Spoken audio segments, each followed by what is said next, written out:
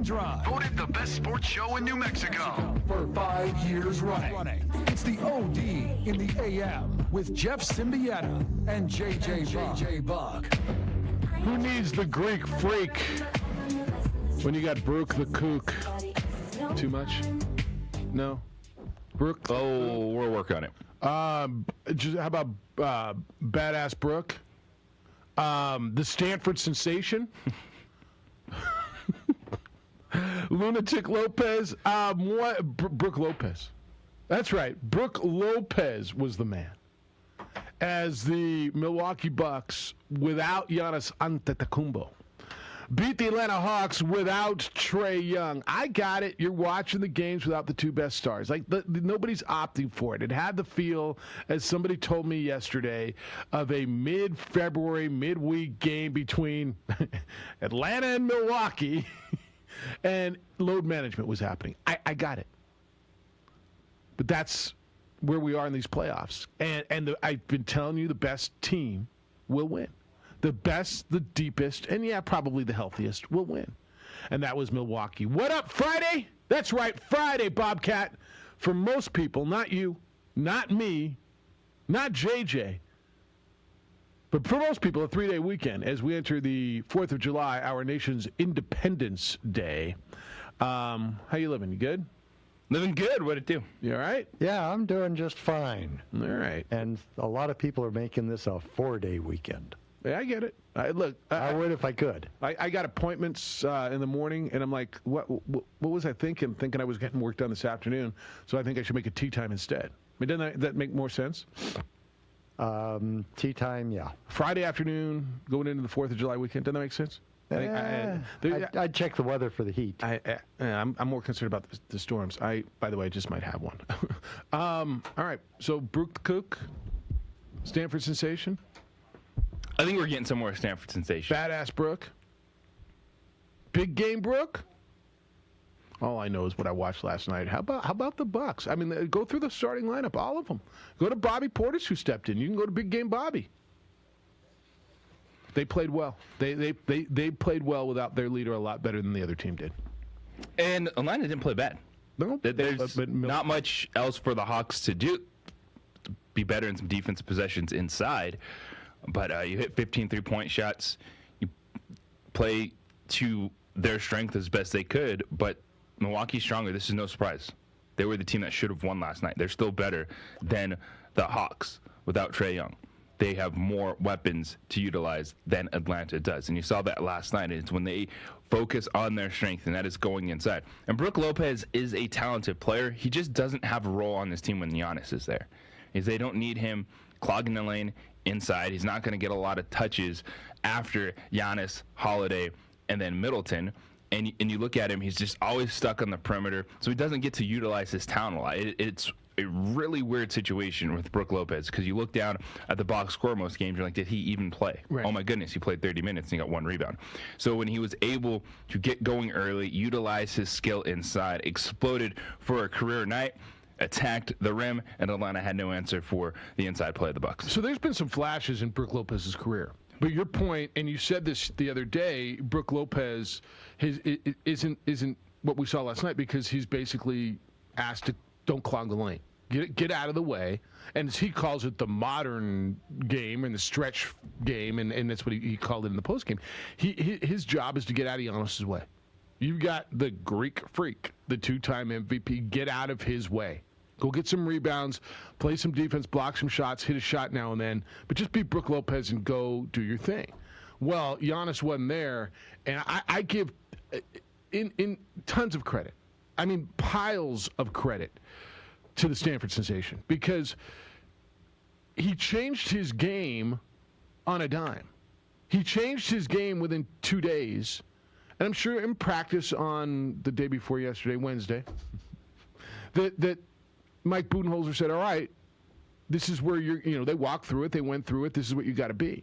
But to change your mindset in your game, whether or not you've done it before in your career, and he's done some of this in his career, I give him a ton of credit for. Because not only did he do it, he did incredibly well. And then Chris Middleton balled out. And Drew Holiday was terrific. Bobby Portis upped his game. Yeah, I agree with you. The Bucks are a better team without Giannis and without Trey out there. And I do believe if you put both superstars out there, the Bucks are the better team. That's why they're the 2 seed and the Hawks are the 5 seed. So 55 points combined between Lopez and Portis, and Budenholzer went with the strengths. And we're still got to play the inside-out game, get to work early. Bobby Portis has been a nice player off the bench, and he stepped up in a huge way and called upon to enter the starting lineup. And he gives them that athleticism, that punch inside. Outside of Capella, Collins, they're struggling defensively to match up inside, and that's where Milwaukee won last night. That's where they're going to win this series, is in the paint. You think they win at 6 or 7? Because I think the Hawks still have a bullet left in them, and I think Trae Young comes back in the next game. I think Giannis doesn't. And I think the Bucks now have the ability to keep Giannis out for Game 7 if they need to, or for the finals, and rest him and make sure he's right. He looked like he was moving. I mean, and it's just walking, right? When you see him walking, he looks like he's good. The fact that there was no structural damage is gigantic. I think, for the NBA, certainly, and more so for the Milwaukee Bucks, to have him with no structural damage and available come this weekend or whenever they start the finals is huge. And I mean, don't you want to watch a series, the Bucks and Suns, assuming the Bucks get there with Giannis? Absolutely. Yeah. And it's not just for the playoffs right now. It's injuries this late in the season not only hurt you now, it takes away next year. Yes. And that's the same thing with Jamal Murray and the Denver Nuggets. Yes. They're looking at not having him on the floor for the majority of next season. So to avoid structural damage is great in the immediate for Milwaukee, but also just the future of the franchise. And it hinges on Trae Young. If Trae Young is able to play, I think he gives them enough of a boost where it pushes it to 7. If not, Milwaukee finished it at 6. All right. Bogdan Bogdanović, 28 points for Atlanta last night. Collins had 19. Is Bogdan Bogdanović, is that Serbian? If that'd be like you got a buddy named Joe Joseph or Dave Davidson or Steve Stevenson, is that like Bogdan Bogdanović? Just ask. Yes. I mean, I don't know who. Yeah. By the way, was acquired by Milwaukee before this season started. However, due to some issues in the trade, went back to Sacramento and then ultimately found his way to Atlanta. Yeah. Yep, and that's him and Danilo Gallinari, and they've got an interesting roster in Atlanta for Nate McMillan. Who's best coach? Who's done the best job coaching the playoffs? Would you lean towards Nate McMillan, or is it the guys who just survive? Is it got to be Monty Williams? Is it got to be Mike Budenholzer? Is it just got to be the guys who survive?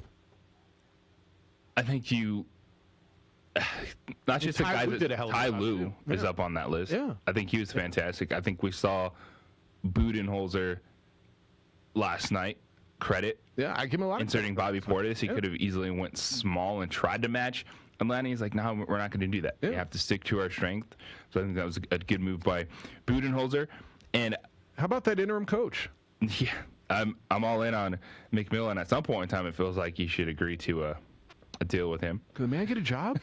I mean, it's like I don't even know if Bobcat and Stephanie are interim producers. I have no idea. Do you know? Are you still interim? Like, is it your job? Or are you still looking week to week what the schedule says? It's week to week. So it's like you're interim producer, award-winning show. He's an interim coach, team that's 2 wins away from the NBA Finals. At some point, right? They need to make Nate McMillan the coach.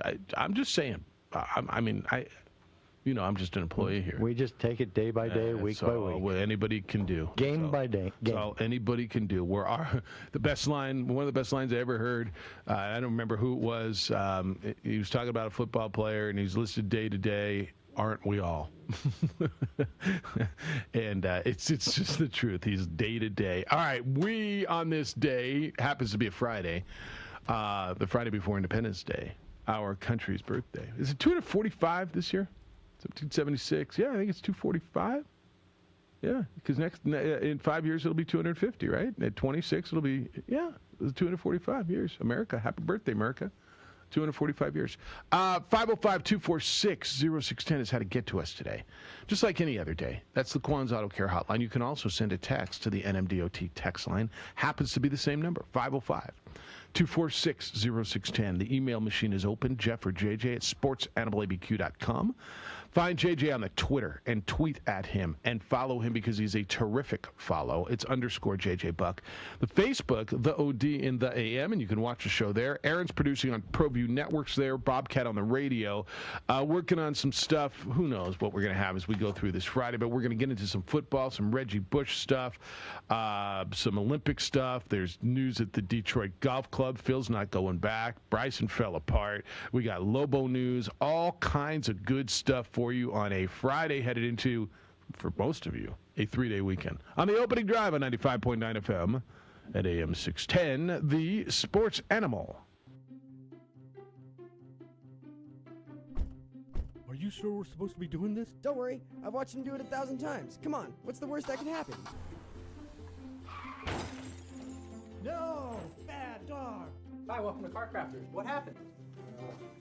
Don't worry, we'll make it like it never happened. Car Crafters, it's like it never happened. Car Crafters is a proud supporter of ProView Networks.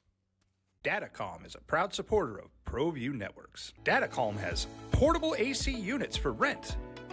Applications include server rooms, retail outlets, healthcare facilities, laboratories, convenience stores and truck stops, events, concerts, and weddings. All of these units are 120-volt plug and play. Call Louis Ruffin today at 505-507-7722 or go to datacom.com to learn more.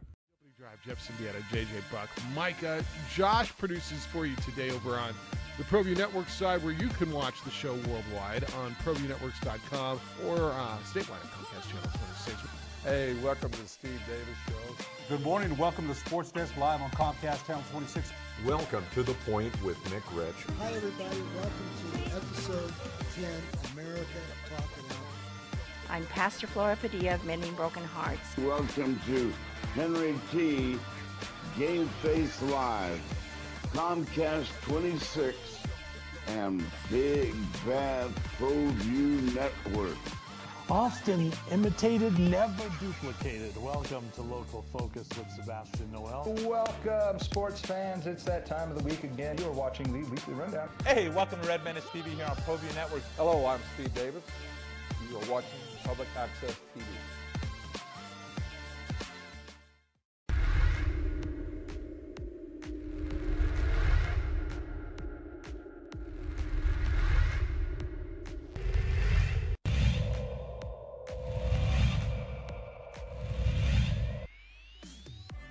Here's a 1-2. That's lifted, well hit into the gap. This might clear the bases. It's going to bounce off the wall, and it will clear the bases. A bases clearing double off the bat of Nico Barella.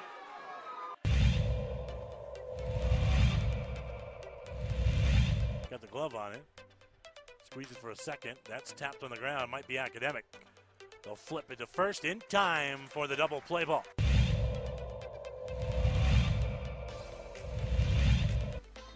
Huge lead. There's the pitch. It's low.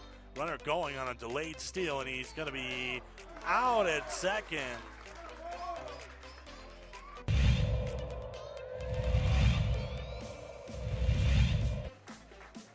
One-two. The runner moving. It's pulled down the line. This might be trouble, and it's a fair ball. Sandoval coming around. Coach Pineda going to send him to the plate. Here comes the tying run, and he scores. Sandoval. The throw gets away. Cooper will go to second base, and we're all tied at 6 as Sandoval scampers in.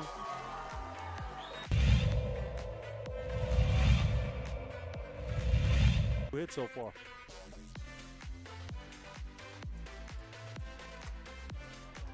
That ball is driven deep to right center field, and it's gone. Second home run of the inning for the Cougars. They've got 5 runs in, and Siembieda has come roaring back here at the top of the 3rd inning.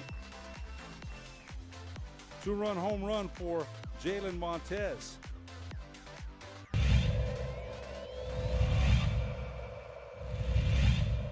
Long look in, there's a pitch. That's in the air. In shallow right.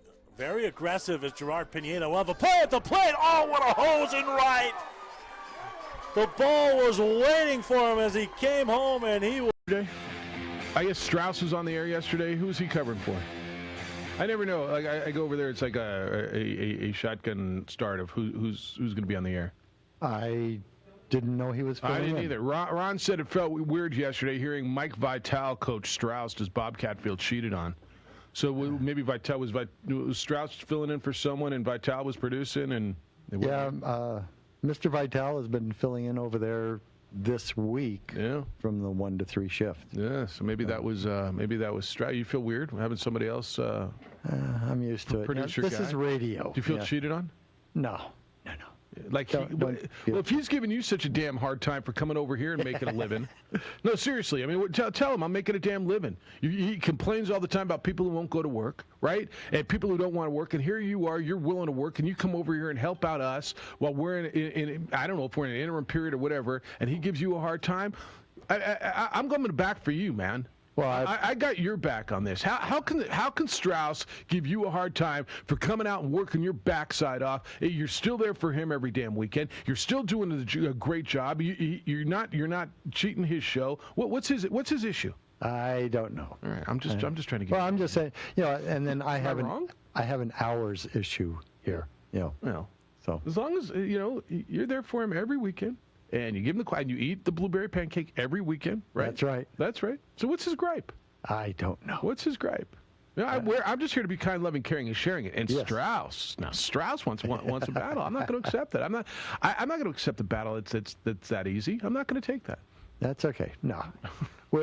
Am I wrong? Bobcats is a man trying to make a living. Strauss gives people a hard time. Everybody should go back to work. And he's right, by the way. He's right. Well, people should go back to. And here you are willing to work and working. He was filling in for Darren. And, that's right. So what's the difference, him filling in for Darren and you filling in over here? Tell me the difference. I don't know. Other than the fact that we have listeners on both stations. That's right, as we should. Yes. As we should. With quality programming on both stations. And the ones that listen to both give me static on both. Yeah. And I love it. That means they love you. That's right. That means they love you. It's the opening drive. Jeff Siembieda. JJ Buck, we welcome you to participate in this here award-winning radio at 505-246-0610. Your emails come in, Jeff or JJ, at sportsanimalabq.com. That's only changed once. Our producers have changed once or twice, but that's only changed once, right? I believe. All right. Global basketball, you've got the alumni game coming up next week. Going to let you know how to get tickets.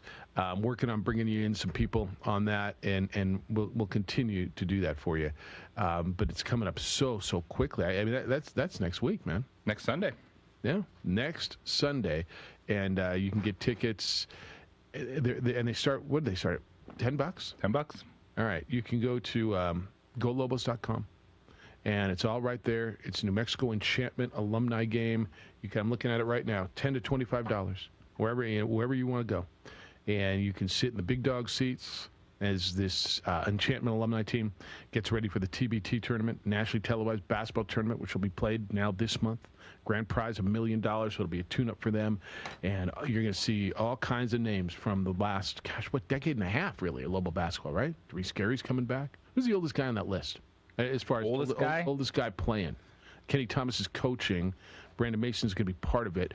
But as far as like going back the farthest on a roster, is it Doris?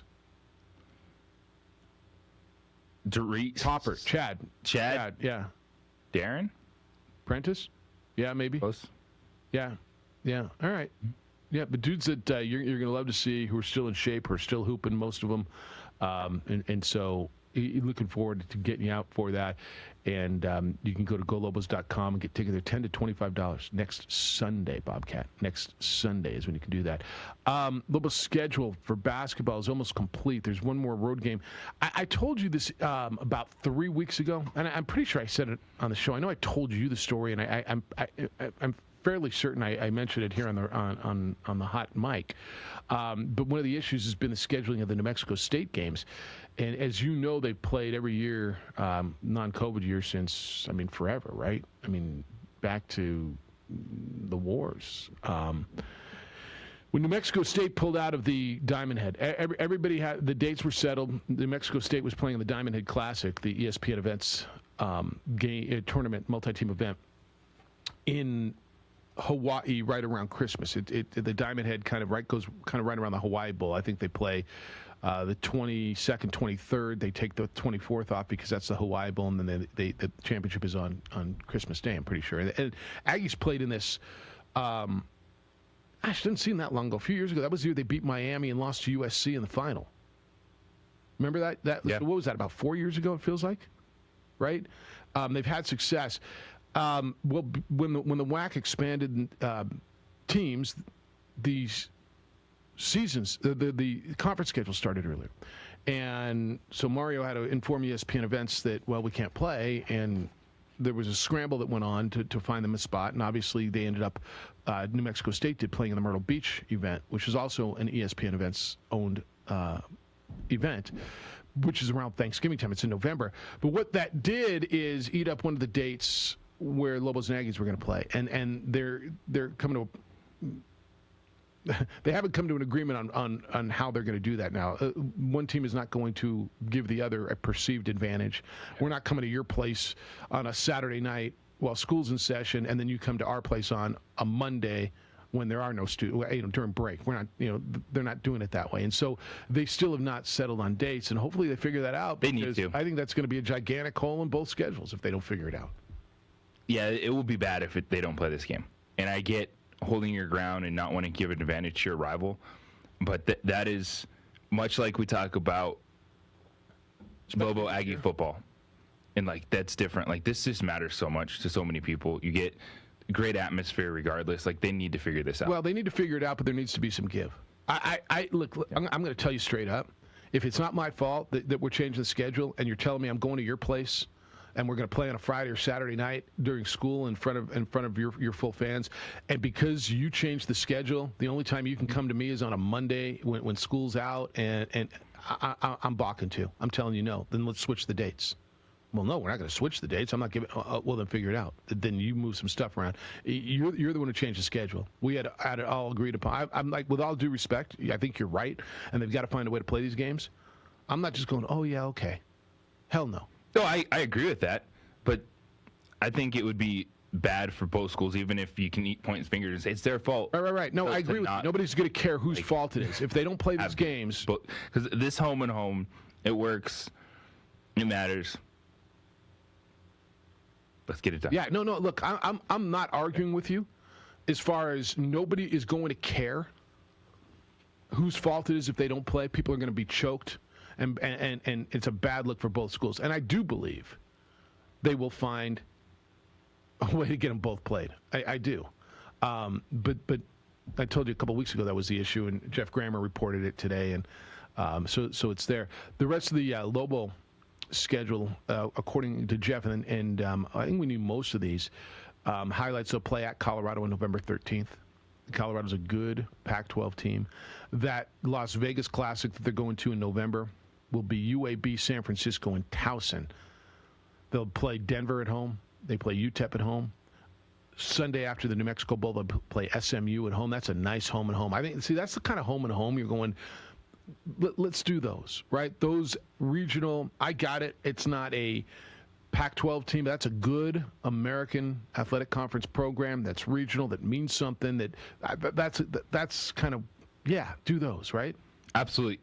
You get, you're a power conference team or two, and then two of those, like an SMU type. I think that is a fantastic non-conference. Yeah, and they've got one, right? They got the Colorado one, and in a typical year, you're going to go to the MTE, the multi-team event, and you're going to play one or two of those power conference teams there. This year, there's not one in the field. But in a typical year, if they get back in the ESPN events cycle, or if they, some of the other ones that they've gone to, like what was the one they played up at the Barclays Center where they played Wisconsin, and they beat Wisconsin after losing to, who they played that first game? Auburn. It was Auburn. Yeah. So they got two really good games up there, right? That's where you're going to get a lot of those games that going to make you feel, oh yeah, that's the one I'm pointing at. And then they got Colorado here, so that's what we're looking at. And then there's still another road game that Richard's working on. It's a fine schedule. I'm okay with it. I think Global Fan loves playing the Aggies twice. whether UTEP's good or not, and I don't know if they're going to be good or not with the coaching change. We'll see. But Lobo fan loves playing UTEP too. Yeah, on the surface, this is the base of a solid schedule, especially with the uncertainty coming into this year. What are teams going to look like? Lobos were bad last season, so there's not a lot of teams that are clamoring to play them. So you got to start somewhere. I really do like the home and home with SMU. You laid it out when it comes to the MTEs, and then other times you have a home schedule to fill, and that's where you get a Grambling State, Norfolk State. Yeah, teams come in and fill that schedule. You mentioned a reality, and this is where Lobo fan, you got to just check yourself for this moment. Okay, I'm not telling you this has got to be your permanent mindset, because I get it. Typically, you are a good team. You are a team that it's not going to be a bad loss. Bottom line, the truth, the reality is there were 353 Division I teams, and your net ranking last year was 303. And if I'm pick your team you want to play. Is it Utah? Is it Arizona State? I mean, who is it you want to play? Even Colorado. What do I have to win? I beat you. I better beat you. And if I lose to you, what the hell happened? Right? I mean, there's just it's a no-win situation for them right now until you get back to where you were.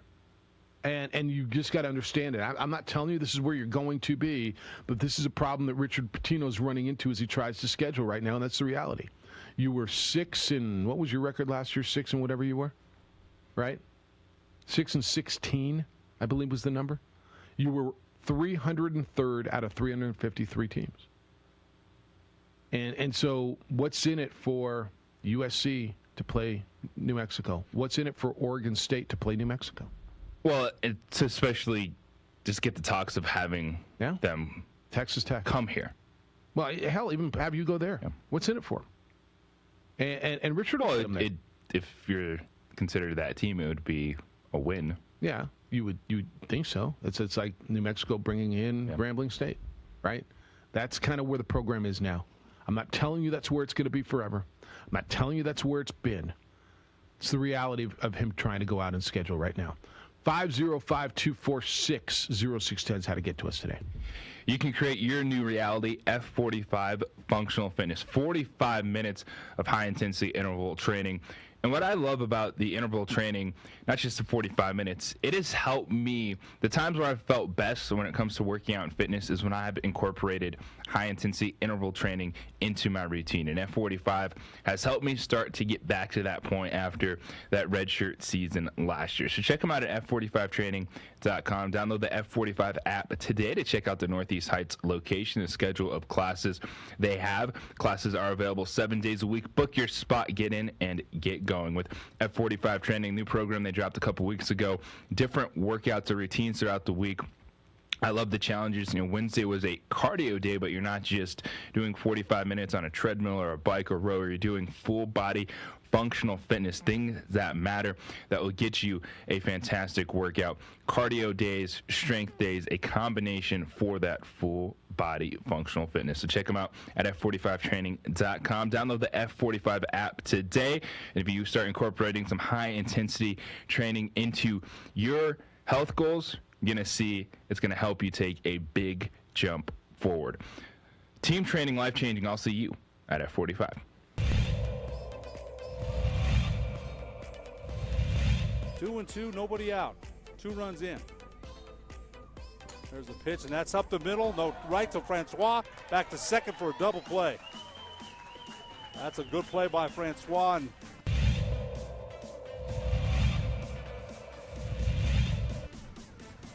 0-1 to Araceli Morales. There's the pitch. Morales swings.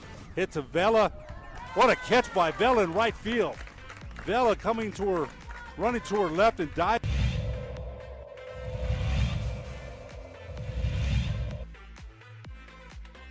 This one swing, it's going to go straight. Let's see if it falls, and it looks like the catch was made, and indeed it was for the third out. Sprawling was Kayla Reed for the third out. What a play.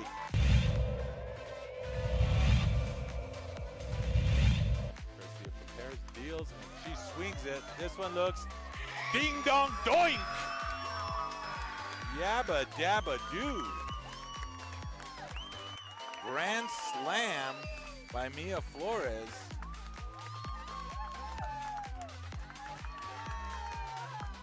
Four ribbies for Mia as she just unleashed on that softball.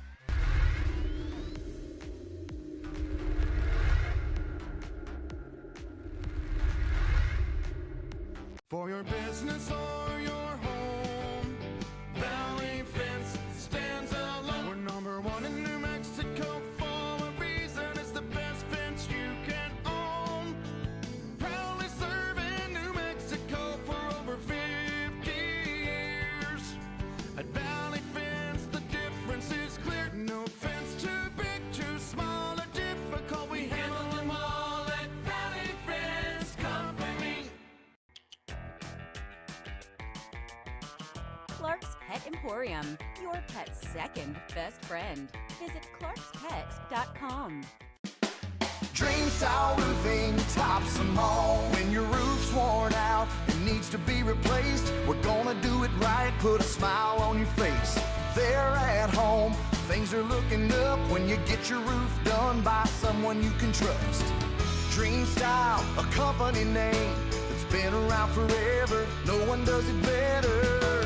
You need a new roof, you know who to call. Dream Style Roofing tops them all.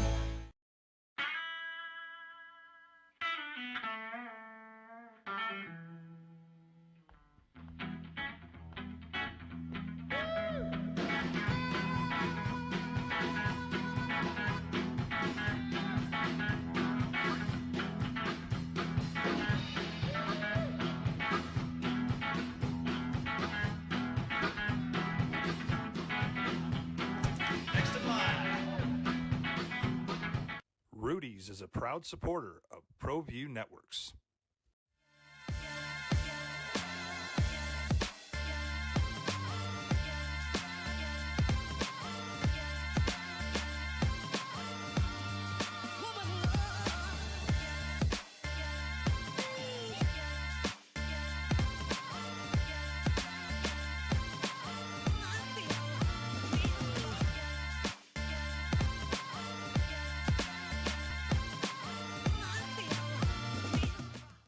DCE Systems want to help schools reopen and keep students, teachers, and staff safe. New Mexico's distributor of no-valent Shield Plus, an antimicrobial hand sanitizer that lasts 24 hours. That's right, 24 hours. 1 liter will provide approximately 2,000 individual applications. Call Louis Ruffin today at 505-507-7722 or go to DCESystemsINC.com to learn more. DCE Systems is a proud supporter of ProView Networks. 95.9 FM and AM 610, the sports animal. By the way, if you ever doubt the power of radio, we always talk about you should advertise here on the Sports Animal. The power of radio, the reach of this here show. Remember Dan said, I'm going to get my guys over to your house. The other day we were talking about the poop in the tree. Tree's coming down today.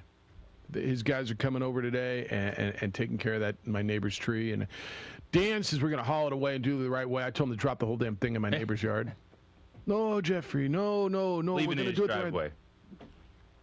Huh? I never figured you for a person of neighborly conflict. I don't try to be. My neighbors on the other side are great. We watch each other's house and look out for you. I mean, I give their kids. I try to be a good guy. Dropping the tree in the neighbor's Sorry, yard. he did the same. He did it to me. Well, it's his damn tree. Tit for tat, huh?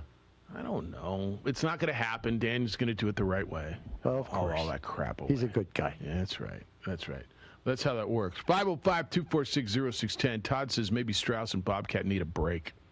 Like Bryson and that guy on his bag are taking. Bryson DeChambeau and his caddy are taking a little break, kind of like you and Strauss, maybe. I don't know. You're going to be there this weekend. There's no break.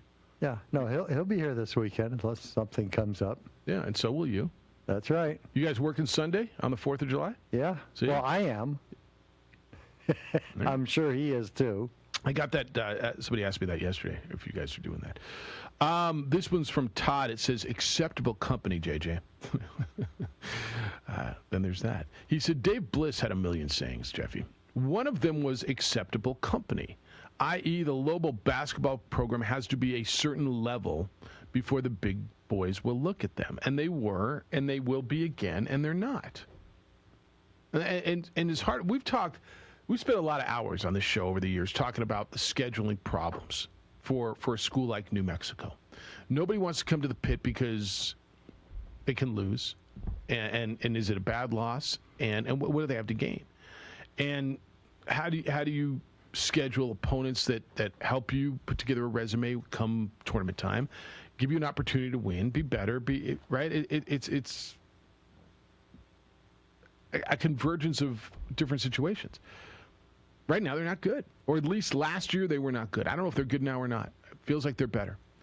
But the bottom line is you're calling and trying to schedule, and somebody says, man, you guys were 6-16. You were 303rd on the net rankings out of 353. With all due respect, there's nothing in it for me. And it's also a larger issue with college basketball is you're not getting marquee home games against known teams. That's right. It's not happening. That's right. The Lobos could be ranked first in the country. Duke and North Carolina aren't showing up. That's right.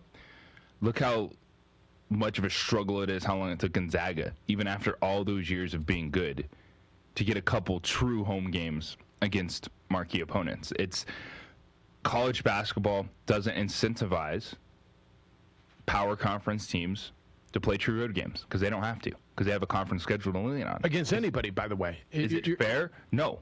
But it's a world you live in. And if you can get a couple home and homes, like we saw a few years ago with Arizona, like we've seen Colorado pop up on the schedule, that's a positive. But what you're going to have to realize is you do your best to fill your home schedule, give your home fans that are paying season ticket prices, that are paying to go to those games, some marquee events. You do your best to do that. But if you want to make a name for yourself in college basketball, being New Mexico, we've seen New Mexico State do this, outside of an MTE, you're going to have to hit the road. And if you're going to say, we're only going to do home and homes, then you're not going to get marquee games. Yep. And how do you improve your schedule when you're a New Mexico, when you're New Mexico State, winning true road games? That's right. That'll get you there faster than beating anybody at the Pit. And then at some point, maybe you do a 2-for-1. And that means I'm going to go to your place twice, you come to ours once. You do that. But you become, and I haven't seen New Mexico State's schedule yet, have you? Because if you become consistent, and last year's, while we're sitting here saying they were 6-16, it's somewhat of an outlier. But when you become a consistent winning program like New Mexico State and going to the tournament, Texas Tech, who's right down the road, maybe they look at you, they take your phone call. Arizona State takes your phone call, right? They've had true road games, didn't they? Remember how close they were to winning at Kansas about 3 years ago? I mean, they should have won that game. That was the same year they beat Miami. And it's easy to say from this standpoint when you're not the coach having to sign that contract. But if you want to make it a big impact, being a quote-unquote mid-major school that's trying to build your resume, that's trying to be a team that say, hey, maybe if we don't win our conference championship, at least if we have a good season, we'll put ourselves on the bubble, then you got to take those chances.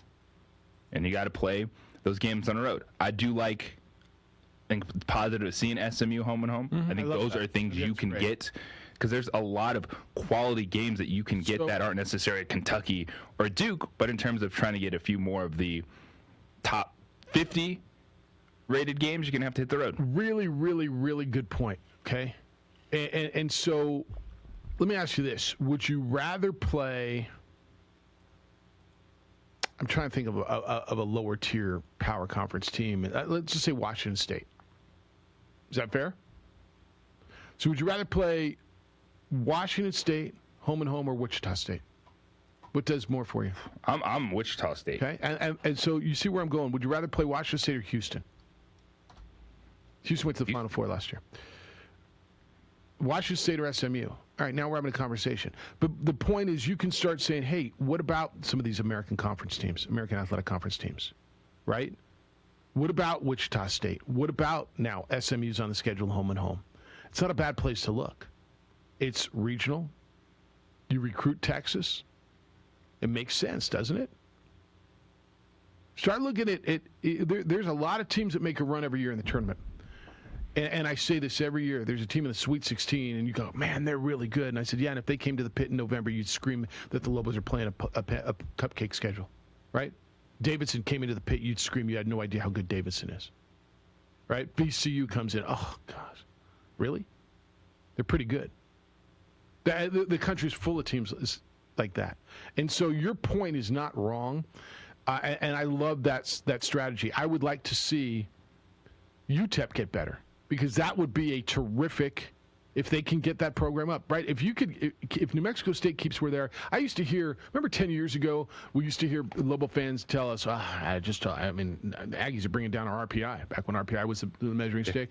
And then all of a sudden it turned to Aggie fans just going, damn, the Lobos are bringing down our RPI. Why do we have to play them twice, right? There's good Conference USA schools. I mean, there's good non-power. If you can get one, that's great. But you can still put together a pretty good schedule with the Houstons and the SMUs and the New Mexico States, Grand Canyon. I mean, as much as you look at Grand Canyon, really? No, yeah, Grand Canyon. And, last year was a tough year to judge a lot of teams on. Mm-hmm. But if, to that point, looking at some Ken Palm rankings overall, Grand Canyon, 103. So that's a good game for you. It's all non-conference schedule approaching a top 100 game, and if you can have more games like that than not, helps you build your resume. Start winning some of those I want to go through the Ken Palm ratings and look through there, because, and again, to your point, last year's a tough year to gauge it on.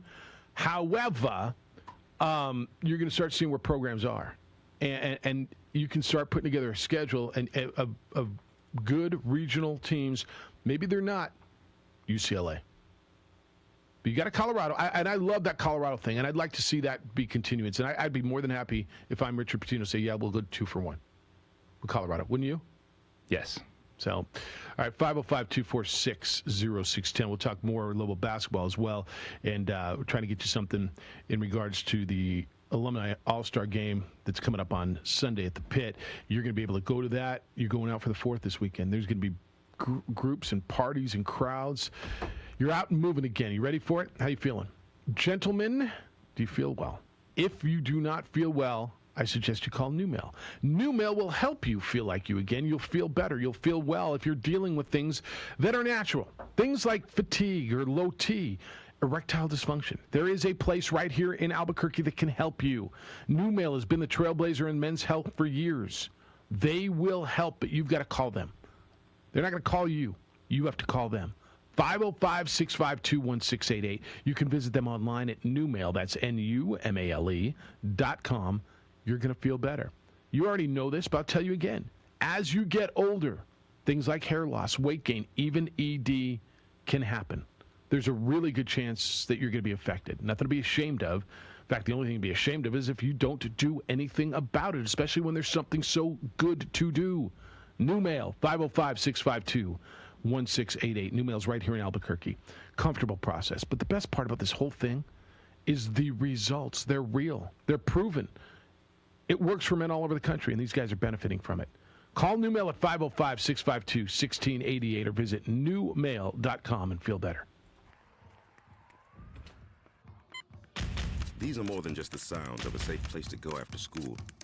These are the sounds of interest being ignited and of mentors making an impact. At Boys and Girls Clubs, we don't do just one thing. We do whatever it takes to meet the needs of every kid who comes through those doors. Because whatever it takes is what it takes to build great futures. Great futures start here.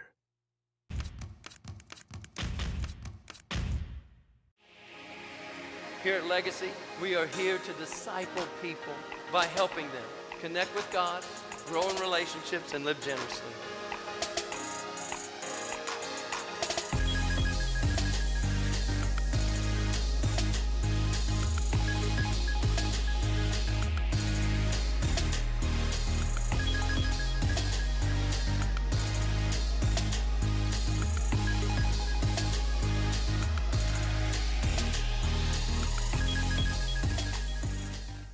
Don't sacrifice quality of flavor when you're in a hurry. Golden Pride offers ribs, fried chicken, green and red chili breakfast burritos, and Frontier Cinnabons. 4 great locations or visit us online at goldenpride@abq.com. Golden Pride Barbecue Chicken and Ribs, proud supporter of ProView Sports Network. A rogue virus, no jobs, sky-high tuition debt. Life is trying to put our generation on the sidelines. But we refuse to just sit back and watch it pass us by. Instead, watch us fly ahead. Watch us overcome anything. Watch us rise. Watch us change our world. Watch us become the next greatest generation.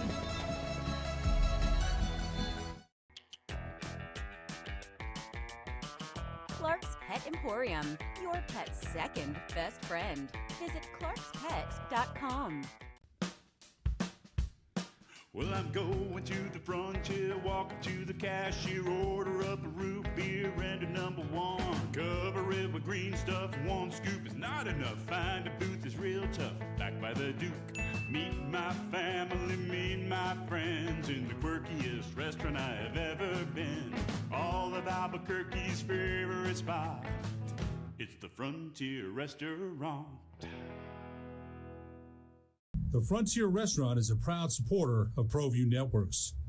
Calling all football players, are you looking to develop your skills this season? It's never too late or too early to put in the work. Coach Carl Barrere and the Air Barrere program at 8 Grady's Performance Center provide comprehensive position training for aspiring football players at all levels. Whether you're looking to increase your speed, gain strength, or hone your skill, we train all positions with a team of experienced coaches who know what it takes to succeed at all levels from Yaffle to college. Check us out at 8gradys.com to learn more and sign up for training today. Jackson Compaction wants to help you keep your green and keep the community green as well. Jackson Compaction has worked hard to maintain the same prices since day one.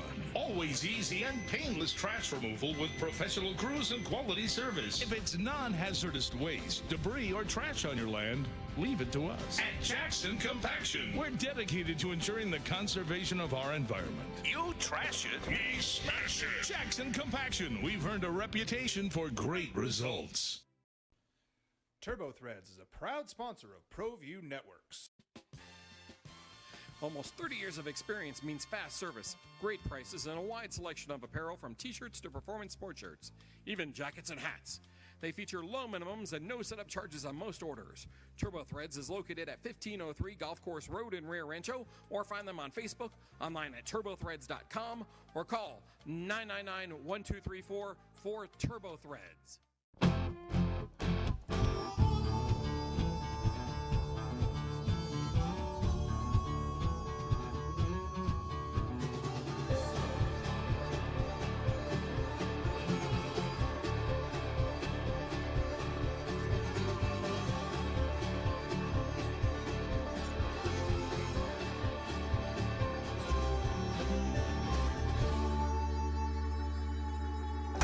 Next in line.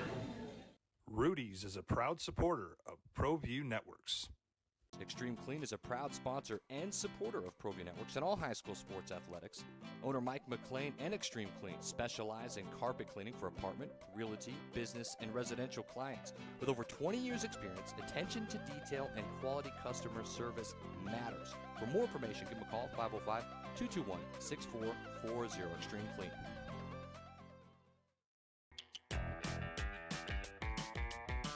Clark's Pet Emporium, your pet's second best friend.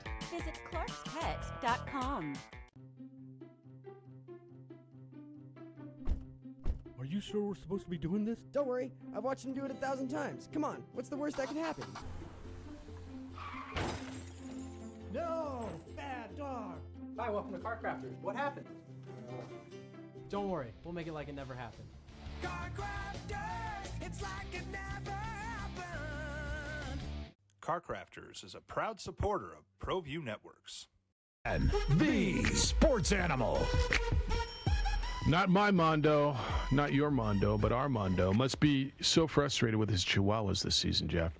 That was a disgusting performance by El Paso last night. It's from Ken. Yep. ISOP's got a win last night. Was it 6-1 last night out of the ball yard? 6-3 victory for Albuquerque. It's a big Albuquerque El Paso weekend. United will be down in Chihuahua Park, or what do they call it? I think it's like El Paso something. Woo-wee. Really? They're about ready to burn that down. Why is that? New Mexico United fans dealing with adversity from their team. It's like it's never happened. Are they going nuts or what? Oh yeah. On the big life is coming at them fast. So 2 losses. They are a real sports team now. What does that mean? Oh, it ain't all Skittles and rainbows. They're questioning the attack. They're questioning the coach. Welcome to the sports world, New Mexico United. All right, so I'm going to ask you this. So a couple questions because I'm not familiar with it. So what's the social media channel, or is there a message board, or where is it? Is it just on the Twitter? And is it a lot of people, or does it seem to be like the same 4 or 5 people? All right, decent amount. Okay. There's a large Facebook page. Okay. So for those of you not familiar, United was on this roll. They had 3 clean sheets in a row. You refer to them maybe in America as shutouts, but they had not given up a goal to the opposition in 3 straight matches. They were up against Colorado Springs at it was 2-0, right? No, 1-0. And then Colorado Springs exploded for 3 straight. Was it 2-0 against Colorado Springs? I thought that was the Salt Lake game, the Real Salt Lake game. Oh, I'm sorry. I thought you were just. I was going the last 2 games. Yeah, I'm going back to it was 1, right? You're correct. You are correct. And they lost 3-1. Then they were up 2-0 against Real Salt Lake, or Real Monarchs in Salt Lake. A Real Monarchs team who had won 1 match previously this season. Up 2-0 on the road and cruising, feeling pretty good about yourself and your opportunity to get another 3 points, and that team who had won once exploded for 3 straight. So they went from giving up no goals in 3 straight matches to 6 in the last 2, and that's where they are. And they're headed down to play the Chihuahua's roommates, the Locomotive, that singular Locomotive, this weekend. So people are losing their mind. So what's the question? Lasane's got to go. He's an idiot or what? In-game changes. Oh yeah, he's a moron.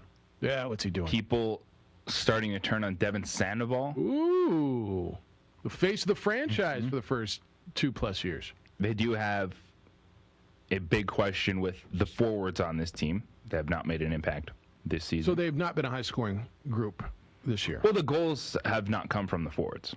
And they've not been a high-scoring group this year, right? Kalen Ryden's got, 2, I believe, coming from the back line? Yeah. So it's welcome to the real sports world, New Mexico United. Adversity, it's a real thing. I guess that's right. This is a group that I think when you signed a bunch of these guys with whom you were familiar, I think United fan just figured, all right, we're cruising. I think the loss that got them, you tell me if I'm wrong. The Colorado Springs loss, okay, they got Haji buried. I think they realized, oh, damn. All these guys that we think, as you say all the time, they should be in MLS. Oh, wait, that's what a guy who maybe should be in MLS looks like, that guy. All right, so we got beat by that guy, and who's the other, his running mate on Colorado Springs? There's another guy up front that was really good that was with him. But when they went up and blew the 2-0 lead in Salt Lake City, against a team who had beat them just once in their existence, who's in their division, who had won once this season, and you're up 2-0 and lose. I think that's where I can almost feel, without even reading that stuff, I could feel them exploding. Yes, and that was Wednesday's game. Got a lot of people going. Now they're still only 6 points back first place, point back of El Paso in the Mountain Division. But the last 2 got people talking. And right now, they are still holding on to that final playoff spot. Now, we're really early. 2 points clear of Austin Bold. 505-246-0610. Welcome to the sports landscape now. What did you tell me? It's not all Skittles and lollipops? Skittles and rainbows, baby. It's not all Skittles and rainbows and lollipops. Sometimes you get beat. They're on a 2-game skid. Locomotive is up next. Locomotive's coming off a loss the other night to Rio Grande Valley, who's in first place. It's the opening drive. Jeff Siembieda, JJ Buck, Bobcat, Aaron on 95.9 FM and AM 670 Sports Animal. Datacom is a proud supporter of ProView Networks. Datacom has portable AC units for rent. Applications include server rooms, retail outlets, healthcare facilities, laboratories, convenience stores and truck stops, events, concerts, and weddings. All of these units are 120-volt plug and play. Call Louis Ruffin today at 505-507-7722 or go to datacalm.com to learn more. Drive, Jeff Siembieda, JJ Buck. Micah, Josh produces for you today over on the ProView Network side, where you can watch the show worldwide on ProViewNetworks.com or statewide at Comcast Channel 26. Hey, welcome to the Steve Davis Show. Good morning and welcome to Sports Desk live on Comcast Channel 26.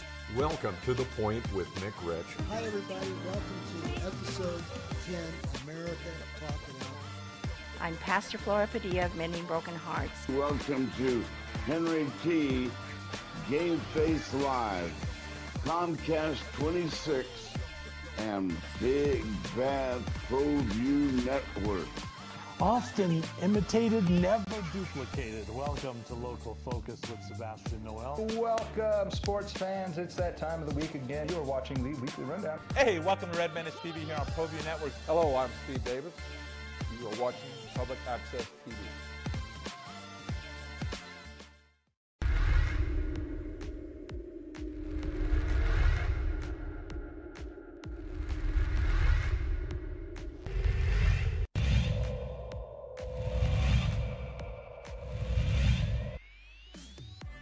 Here's a 1-2. That's lifted well hit into the gap. This might clear the bases. It's going to bounce off the wall, and it will clear the bases. A bases clearing double off the bat of Nico Barella.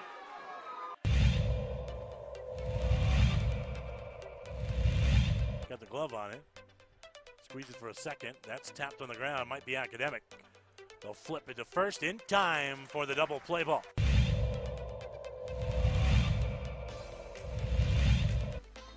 Huge lead. There's the pitch. It's low.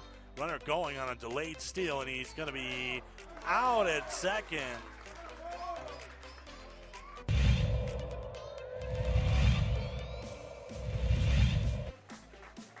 One-two. The runner moving. It's pulled down the line. This might be trouble, and it's a fair ball.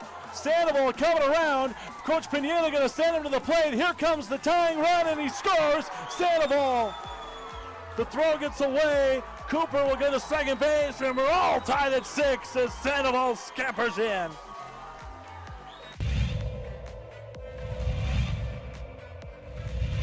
Hit so far.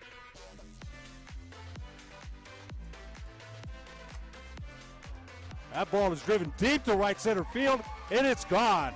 Second home run of the inning for the Cougars. They've got 5 runs in, and Siembieda has come roaring back here at the top of the 3rd inning. 2-run home run for Jalen Montez.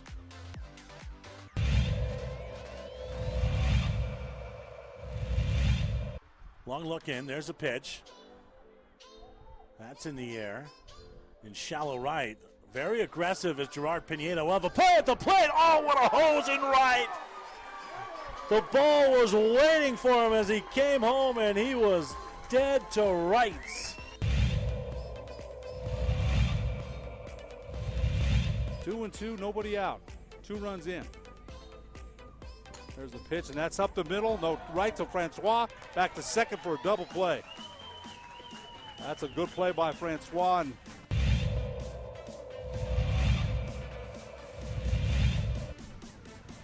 0-1 to Araceli Morales. There's the pitch. Morales swings, hits to Vela.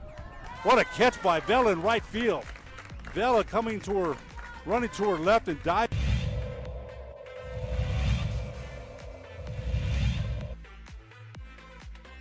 This one swing, it's going to go straight. Let's see if it falls, and it looks like the catch was made, and indeed it was for the 3rd out. Sprawling was Kayla Reed for the 3rd out. What a play. Sportscaster of the Year, Jeff Siembieda and JJ Buck. Don't sweat the technique. Brooke the Kook went nuts last night. The Stanford sensation, or just B-Low. B-Low, down low. Brook Lopez, 33 points on 14 for 18 shooting. Now, granted, a lot of high percentage shots, which is where he's best. He took the place of Giannis Antetokounmpo. I don't want to sit here and sound like a maroon, but I might, to say they didn't miss a beat, because I'm not going to tell you they didn't miss a beat. But I will tell you that Brook Lopez stepped into the role of the freak and performed really, really well. And Bobby Portis stepped somewhat into the role of Brook Lopez, although not really, and filled a spot in the lineup. And the Milwaukee Bucks looked good in beating the Hawks last night, 123-112, without Giannis Antetokounmpo. This is one where I'm going to stop the hot takes before they start. Because that's going to be a question throughout the day. I've already seen it. And it's going to be posed on a lot of the other Talking Head shows. Are the Milwaukee Bucks better without Giannis? No. The answer is no. No. Do players play differently without a superstar player? The answer is yes. There is a balance you have to find when you have a ball-dominant player on the floor versus when he's out and everyone has to step their game up. I do think there's a mental piece to that, but ultimately you are still the better team when Giannis is playing at his highest level. But the thing that has impressed me, I think, the most about this entire postseason is the way that teams and players have responded when their best player is out. We're not seeing bad basketball. We're not seeing teams collapse. We're seeing teams and players rise to the challenge and answer that challenge. I remember the morning we sat here, Chris Paul was out. We got the news Chris Paul is out on COVID protocol, and within 10 minutes we got Kawhi Leonard's out, and we're like, whoa. I mean, these two teams are done. Well, after that, the Clippers went and won a Game 7 without Kawhi Leonard. And the Suns won both of the first two games of the series against the Clippers without Chris Paul. And the Clippers, without Kawhi Leonard, pushed the Suns to 6. I watched the Nuggets win a series without Jamal Murray. I watched the Bucks last night win without Giannis Antetokounmpo. I watched the Nets perform pretty well without James Harden and Kyrie Irving. So your point is right. The conversation by the way, it's the opening drive. Jeff Siembieda and JJ Buck. Aaron's producing for you on ProView Network. You can watch the show on Channel 26, Comcast statewide, on our Facebook page, the OD and the AM. Bob's producing for you on the radio side, where you can call it 505-246-0610. The conversation that the Bucks are better with Giannis Antetokounmpo is ludicrous. And we have these conversations because teams respond. I remember when Elijah Brown, they're better without Elijah Brown, Lobos are. No, well, they're not. Okay, he's your best shooter. Now, do they play differently? Can you tell me that they play different? Yeah, they can have a game. They can win a game or two or three, and they can look good at times. But you don't take the best shooter, the best player, the best the Mountain West is fine without BYU. Yeah, they're fine, but BYU is their biggest brand. They're not better without their biggest brand, right? You see what I'm saying? You don't take the best off of a team and tell me they're better. By the same token, it doesn't destroy them. And that's kind of what a team is supposed to be. That's what the front office does all year long, is put pieces in place. So if somebody goes down, there's somebody there. You've heard, as long as you've listened to sports, the phrase next man up. And that's what coaches do. And now Mike Budenholzer had to make some adjustments, and next man up had to step up, and Brook Lopez went out and scored 33 points. They're not better with Giannis Antetokounmpo on the bench. They're different. I think the real conversation is they're not bad. They don't stink. They're not a bad team, and they may be good enough to go to the NBA Finals. Yes, and that's what's been so frustrating at times watching Milwaukee when they play such a bad game. Case in point, Game 2 of the Eastern Conference Finals. Giannis Antetokounmpo, leading scorer, Milwaukee won 125-91. That's the Bucks with Giannis playing at their best right now. Yeah. So you can't look at last night's game where they won by 10 and say, you know what, Milwaukee's better without Giannis. Well, did y'all not watch Game 2? And by the way, Trae Young didn't play for the and how much better they were defensively? Yeah. And by the way, Trae Young played in that game too. Yeah, and he didn't play for the other guys last So that's the game you look at and go, that's who Milwaukee can be when they're clicking on all cylinders with Giannis leading away. Not last night without either star on the floor and going, you know what, this Milwaukee team. Yeah. Look, it might be, no. hot take guy goes nuts on stuff like this. And I think I might have my analogy wrong. I said Elijah Brown, and I kind of remember that. What I'm really alluding to is when Anthony Mathis left and went to Oregon, and Lobo fan, well, they're going to be better. They're not going to be better.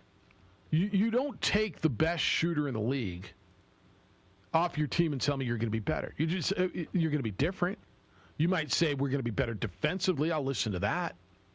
But you don't take the best shooter in the league at the time, and he was the best shooter in the league, correct? Well, we're going to be fine. I mean, you can justify whatever you want in your mind, and if it makes you feel better, I think that's great, and you got to do what you got to do. But they're not better without a 2-time MVP. With all due respect to Chris Middleton and Brook Lopez and Bobby Portis, there's no way you're going to convince me ever that you're going to take a 2-time MVP in his prime out of your lineup and tell me you're better. No, you can tell me that you don't stink. Yeah, I'm down. In this case, you can tell me they're going to make it to the NBA Finals, and I'll listen. Now, I don't think they're going to win it without him. If they go and play Phoenix as currently constructed health-wise, I think they can get to 5 or 6, but I don't think they can beat Phoenix without him. I agree. Phoenix is the healthiest team right now. But it's ludicrous, man. That's absurd. Luda smoking Buddha because it's legal now here. 505-246-0610. I don't know. If I'm wrong, I'm listening, but I'm not. JJ's not wrong on this one. Just not. It's the opening drive. 246-0610. I got an email from Ken on United's fans that you were just talking about. So they're going nuts, huh? Because they're passionate. They're like the Scorpions fans were. There's just Wednesday it was rough. Was it really? So what was the theme? Was what? Poor in-game management. On Troy. So they're just with Troy Lane. Yeah. Questioning the forwards, but that's one game where you say you were up 2-0. This isn't really on your forwards at that point in time. It's a big question with the team right now. Who scored the second goal? I saw Bruce scored the first. Who scored the second? Andrew Tenari. Okay, so you're getting them from up front.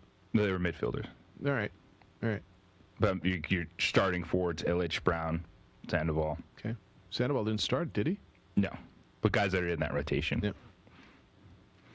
And they took a chance, and everyone is really questioning the goalkeeper. Alex Tambakis did not play, your first-team goalie. Yeah.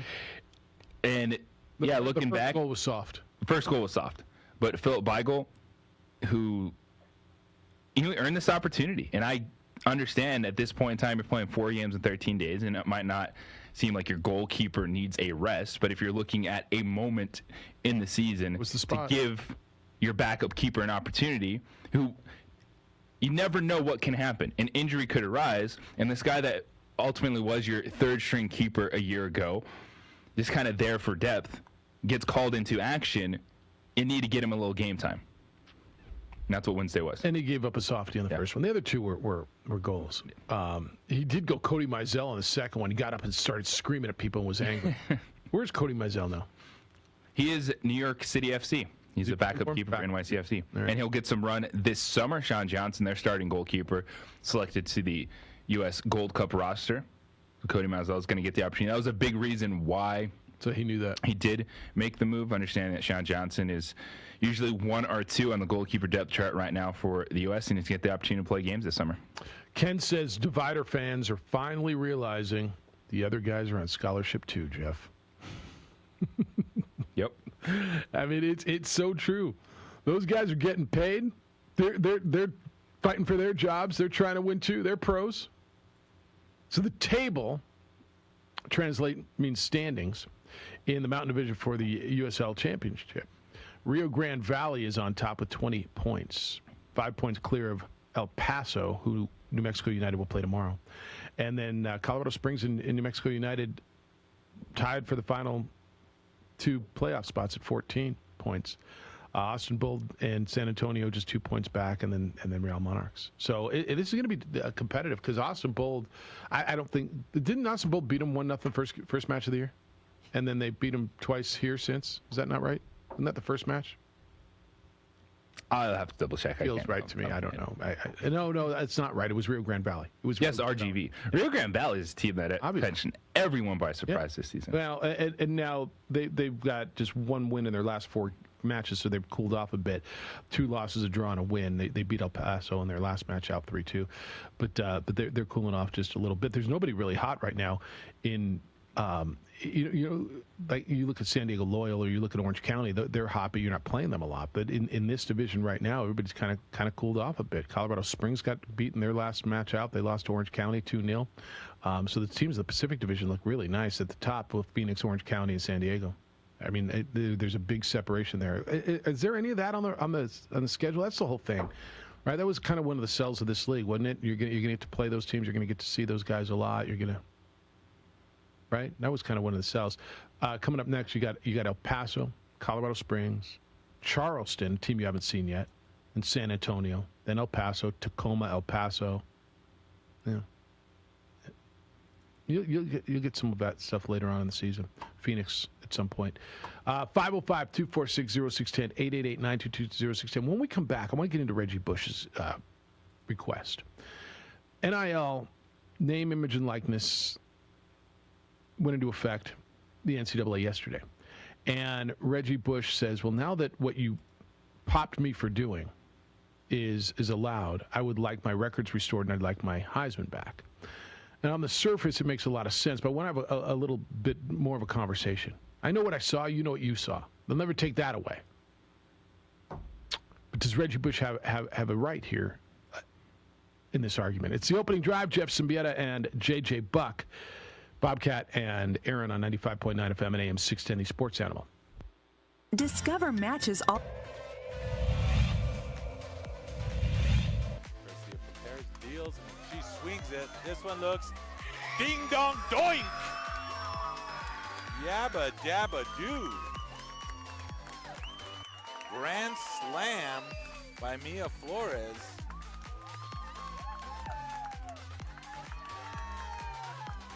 Four ribbies for Mia as she just unleashed on that softball.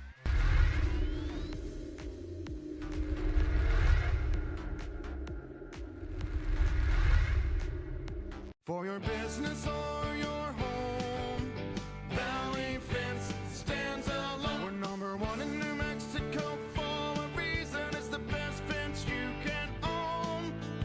Proudly serving New Mexico for over 50 years. At Valley Fence, the difference is clear. No fence too big, too small, or difficult. We handle them all at Valley Fence Company. Clark's Pet Emporium, your pet's second best friend. Visit clarkspets.com. Dream style roofing tops them all. When your roof's worn out and needs to be replaced, we're gonna do it right, put a smile on your face. There at home, things are looking up when you get your roof done by someone you can trust. Dream Style, a company name that's been around forever. No one does it better. You need a new roof, you know who to call. Dream Style Roofing tops them all.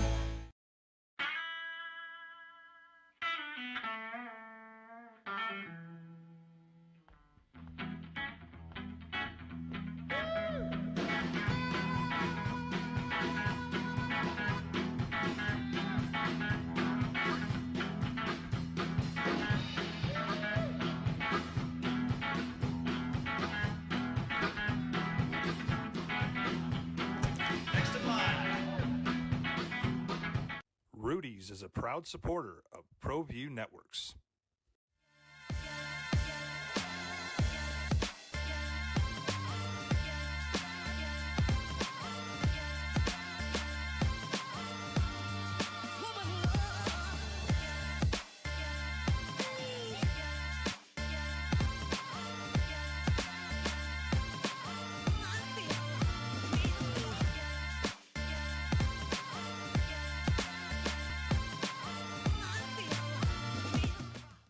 DCE Systems want to help schools reopen and keep students, teachers, and staff safe.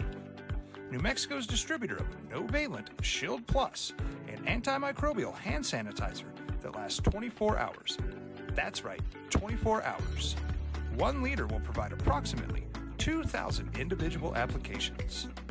Call Louis Ruffin today at 505-507-7722 or go to DCESystemsInc.com to learn more.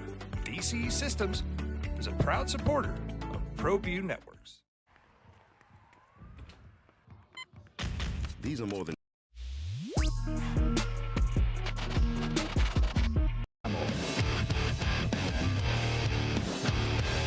All right, Reggie Bush wants his Heisman back, and you're going to hear this, and you're going to say absolutely, and I'll tell you on the surface, absolutely is the answer. Reggie Bush won the Heisman in 2005, had an unbelievable season at USC. You saw it, I saw it. One of the greatest seasons we've ever seen by a running back, right? It was pretty good. We watched him do amazing things. My eyes saw it. Then the NCAA honed in on him. He was accused of, and his family, of taking, at the time, impermissible benefits. The NCAA said that he and his family, while he was a student at USC, accepted cash, travel expenses, a home, a car, from prospective agents. Okay, this was not from the university. This wasn't USC paying the player. This was allegedly an agent who basically was investing in Reggie's future, giving Reggie money up front, but that was impermissible. Okay, those were the rules at the time. So sanctions from that investigation, which came in 2010, mandated that Reggie Bush disassociate himself from USC for 10 years. USC was put on a 2-year postseason ban. They vacated 14 victories, including the 2004 BCS championship. They lost 30 scholarships. I mean, it was pretty intense. Reggie Bush's disassociation with USC ended in 2020. He's now allowed to associate with the school, but his records at USC, his Heisman, have still been vacated. What he did, or at least is accused of doing, is now okay as of yesterday. Okay, not quite. Well, not quite at all. It can't get a house. You can't get a house. This. Okay, let me go back to this. What he did, his parents got a house. The number I've seen is like $10,000. He got a car. This was not from the school, okay? He's going back to the NCAA once it reinstated. I don't think it should have been forfeited in the first place. Here's my issue with it. I think he should get the Heisman back, but I don't think he will. Because what does precedent do? Then how much are you going back? No. Does SC go back and want their BCS championship reinstated? Things that mean nothing to anybody, really, except for those people involved. The Heisman wasn't awarded, so you're not taking it from somebody. BCS championship was vacated, not awarded to somebody, so you're not taking it from somebody.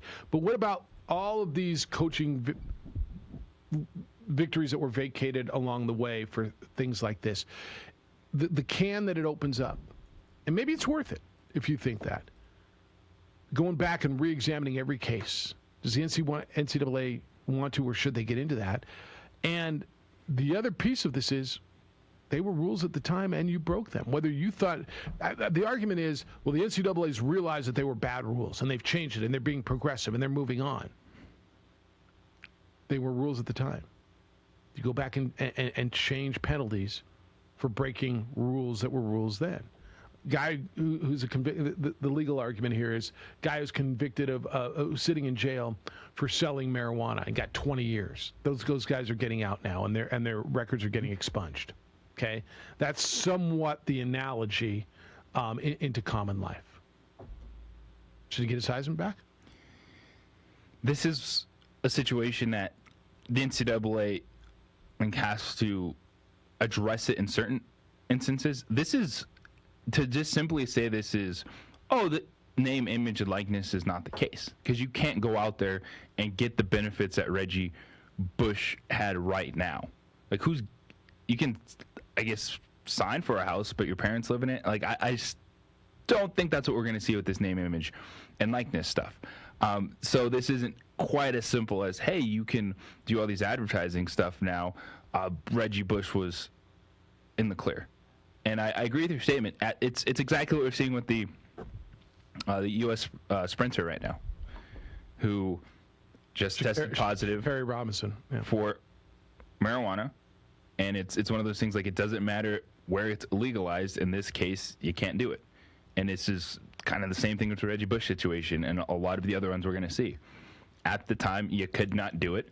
So I don't see the NCAA rewarding a bunch of wins back to him. And for Reggie Bush, did it affect his performance on the field? The answer is no. It didn't. Yeah, the answer is no. And let me re-clarify. I think the number, the value of the benefits was closer to $300,000. That's what the house that his parents got and the car. I think the cash was less, but it doesn't matter. The value was. Your point is absolute. There is no way that his parents getting a place to live rent-free, or even Reggie Bush getting a car, made him the player on the field that we watched, right? Now, does it matter? This is where it's such a fine line. You have rules, and so if you break rules, are there penalties, right? Well, the answer typically would be yes. It felt selective in this case, okay? It certainly, at the time, it felt selective. Because this is... And it felt... worst case scenario with what everyone talks about in college athletics.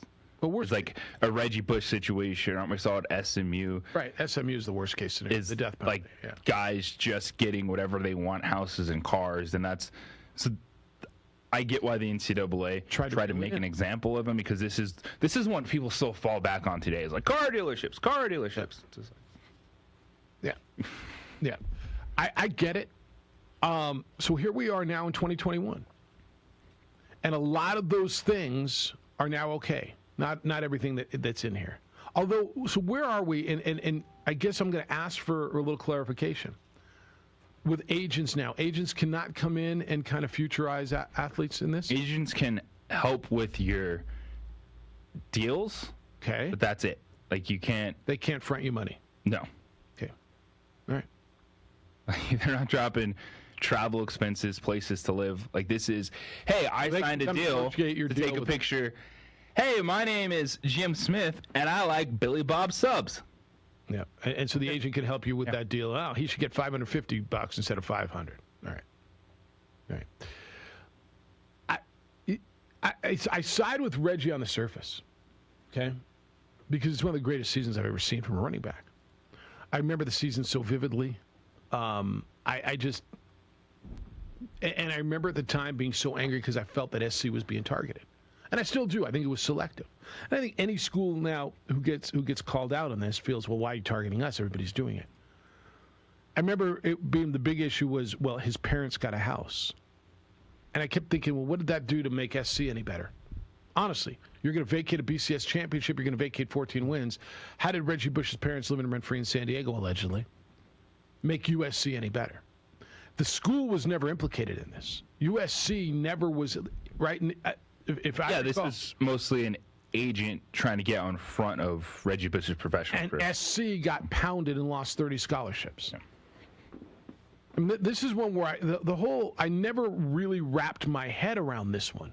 So here we are in 2021 as the whole NIL progression continues, with yesterday being a huge day with that, right? And so he goes back and he says, we left multiple messages from Michael Comerford, the president of the Heisman Trust, but instead received a call from Bob Whalen, the executive director, who stated that Mr. Comerford would not be calling us back and that in any event, they could not help us, end quote. All right, you first of all, absolutely have to separate two entities in this conversation, okay? The NCAA controls the records that were basically expunged, right? That were removed. The NCAA is the body who can go back and reinstate the records. But the NCAA is completely separate of the Heisman Trust. The NCAA does not control the Heisman Trophy. Completely different body. Okay? Now, they work in concert, But they are so this isn't on the NCAA to reinstate the Heisman. A completely different body. Does that make any difference? Does the fact that the Heisman could go ahead and say, yeah, we're going to reinstate you, and not set any precedent for the NCAA? Yes, I think so too, and that's why, while I don't think it'll happen, there's a sliver of hope that the Heisman could be reinstated because they have no other instances like this. There's only one Heisman Trophy in the history of that organization that's been vacated. When the NCAA, they start reinstating records, well, now you got everybody coming back. Right? Now you got everybody coming back and say, well, I want my coaches want this back and reinstate Joe Paterno's this and right? You got a really big can of worms. So, and SC probably comes back and say, hey, we want our victories back. And by the way, if you give me back those victories, now you're saying you were wrong, and I'm going to sue you because we lost 30 scholarships and what that costs us. Like you got to start thinking 8 steps ahead, and what it means. For me, the feel is the Heisman Trust goes ahead and does this. While public opinion, people are not going to be able to separate the two. They are separate. I think you can go ahead and reinstate the Heisman if you feel it's merited, without disrupting the whole NCAA card. Yeah, this is, especially as you mentioned, did they find USC at fault in this, or is it just Reggie Bush played at USC and thus they connected him? They said if I recall correctly, I got to go back and look through the whole thing. My recollection is they claimed that SC knew what was going on and didn't stop it or something, or they allowed him to play. Right? Because I think by the letter of the law, if you know he's getting impermissible benefits, then you can't play him, right? So I think their culpability was they knew it, they didn't stop it. Like Reggie Bush rolls up in that new car to practice. Granted, it's SC and kids have a lot of money and there's a lot of cars, but you know that kid's background, you know his family. Like where's he getting the money to buy that car? Pete Carroll didn't scratch his head a little bit and go, huh? I mean, they all look the other way. That's the kind of thing I think SC was culpable, not for giving him the impermissible benefits. My recollection of this is and not giving it to him, but potentially knowing about it and not deterring agents and or players away from those situations could be it. And that's where I see the NCAA ones. They got so many things they have to figure out themselves still. They want no part of this. But if the Heisman Trust wants to give it back and say, all right, Reggie Bush and his family got some benefits, but this is about his performance in said season, I could see that happening. Yeah. All right, 505-246-0610, 888-922-0610. It's I love your thoughts on this one because this one isn't as cut and dry. This one isn't as easy as some of them because and while it sounds like it is off the top, and I've heard the argument. Well, of course it's easy. I mean, just give it back to them and reinstate it, and it's all that's legal. Well, it's not all legal now, and I mean, at some point, man, you got rules, you got laws. I get it; it's different now, but what do you do? I didn't see any Reggie Bush stuff at all in autographs the other day. I wonder if that doesn't mean he doesn't have it, just because I didn't. I was over there. I literally spent 2 hours at All In Autographs. It is an amazing memorabilia place.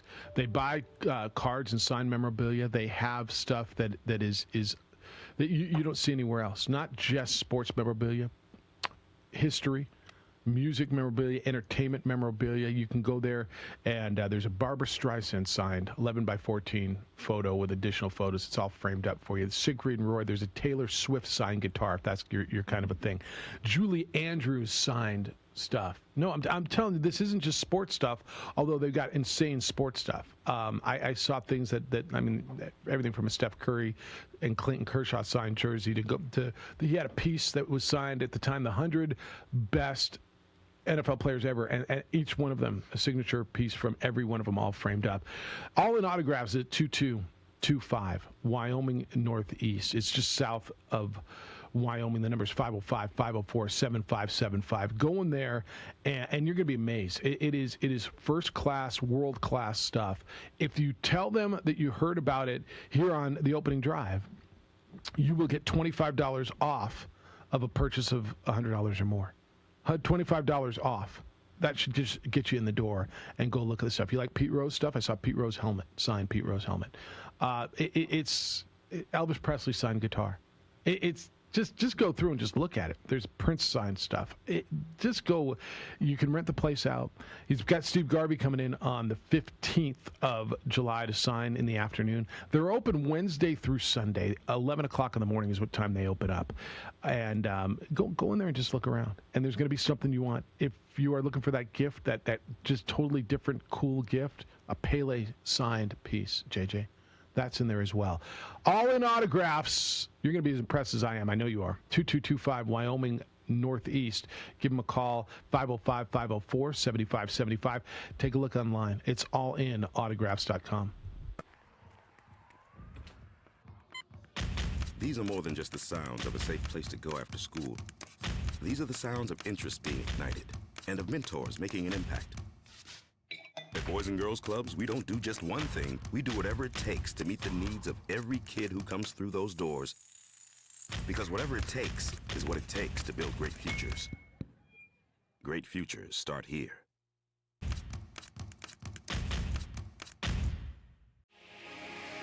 Here at Legacy, we are here to disciple people by helping them connect with God, grow in relationships, and live generously.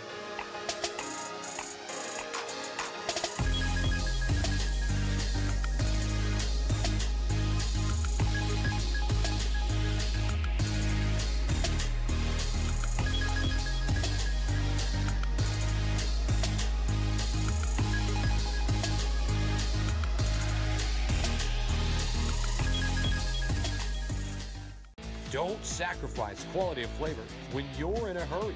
Golden Pride offers ribs, fried chicken, green and red chili breakfast burritos, and Frontier Cinnabons.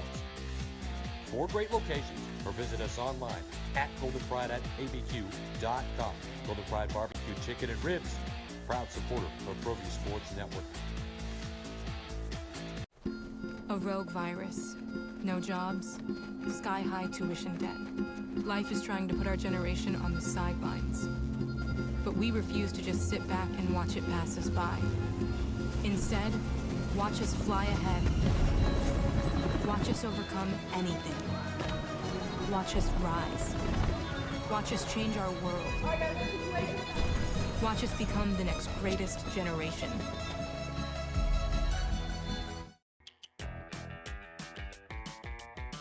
Clark's Pet Emporium, your pet's second best friend. Visit clarkspets.com. Well, I'm going to the frontier, walking to the cashier, order up a root beer and a #1. Cover it with green stuff, 1 scoop is not enough. Find a booth is real tough, back by the Duke. Meet my family, meet my friends in the quirkiest restaurant I have ever been. All of Albuquerque's favorite spot, it's the Frontier Restaurant. The Frontier Restaurant is a proud supporter of ProView Networks. Calling all football players, are you looking to develop your skills this season? It's never too late or too early to put in the work. Coach Carl Barrere and the Air Barrere program at 8 Grady's Performance Center provide comprehensive position training for aspiring football players at all levels. Whether you're looking to increase your speed, gain strength, or hone your skill, we train all positions with a team of experienced coaches who know what it takes to succeed at all levels from Yaffle to college. Check us out at 8gradys.com to learn more and sign up for training today. Jackson Compaction wants to help you keep your green and keep the community green as well. Jackson Compaction has worked hard to maintain the same prices since day one. Always easy and painless trash removal with professional crews and quality service. If it's non-hazardous waste, debris, or trash on your land, leave it to us. At Jackson Compaction, we're dedicated to ensuring the conservation of our environment. You trash it, we smash it. Jackson Compaction, we've earned a reputation for great results. Turbo Threads is a proud sponsor of ProView Networks. Almost 30 years of experience means fast service, great prices, and a wide selection of apparel from t-shirts to performance sport shirts, even jackets and hats. They feature low minimums and no setup charges on most orders. Turbo Threads is located at 1503 Golf Course Road in Rio Rancho, or find them on Facebook, online at turbothreads.com, or call 999-1234 for Turbo Threads.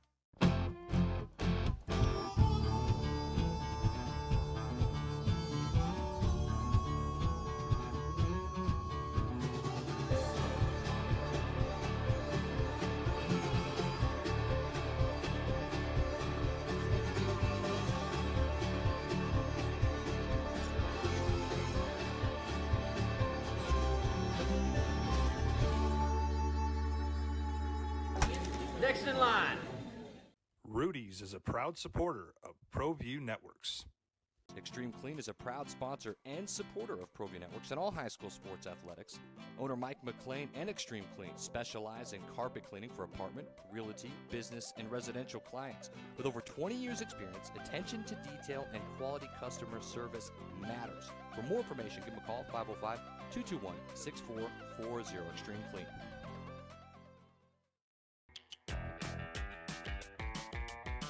Clark's Pet Emporium, your pet's second best friend. Visit clarkspets.com. Are you sure we're supposed to be doing this? Don't worry, I've watched him do it 1,000 times. Come on, what's the worst that could happen? No! Bad dog! Hi, welcome to Car Crafters. What happened? Don't worry, we'll make it like it never happened. Car Crafters, it's like it never happened. Car Crafters is a proud supporter of ProView Networks. Datacom is a proud supporter of ProView Networks. Datacom has portable AC units for rent. Applications include server rooms, retail outlets, healthcare facilities, laboratories, convenience stores and truck stops, events, concerts, and weddings. All of these units are 120-volt plug and play. Call Louis Ruffin today at 505-507-7722 or go to datacalm.com to learn more. Hey, Aaron, you ready to ho? If you got your Bobcats! Oh!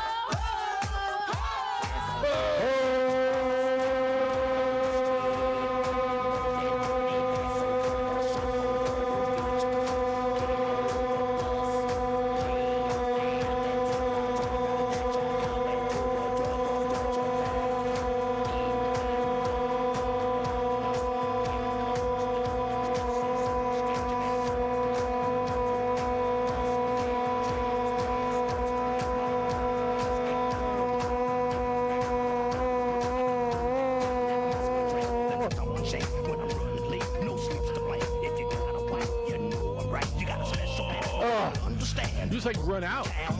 Yeah. Everybody's getting down. Everybody's getting down. There you go.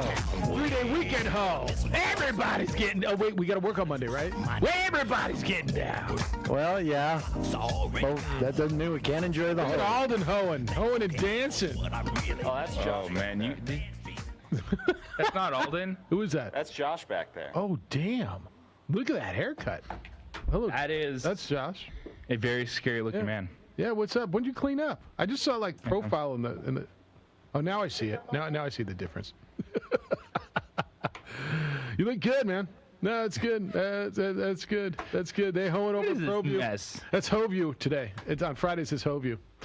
By the way, if you watch the ProView, then you get an idea when we're talking about All In Autographs. You saw kind of almost a little tour through All In Autographs and realize how cool the place is. All right, opening drive, Jeff Siembieda and JJ Buckets. I think we hold through the whole segment. It's time for a breakdown. Is it break time yet? Or not yet? So is everything opened up so those guys had to get a haircut? Everything's opened up, and so everybody got a haircut over there. Everybody cleaned up over there. Is this mess? Be respectable.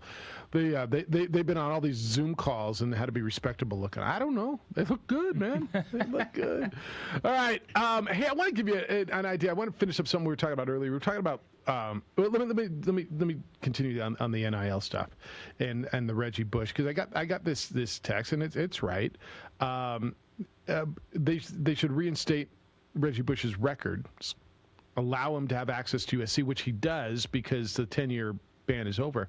He said the fact is they were in the wrong at the time. Unfortunately, they got him.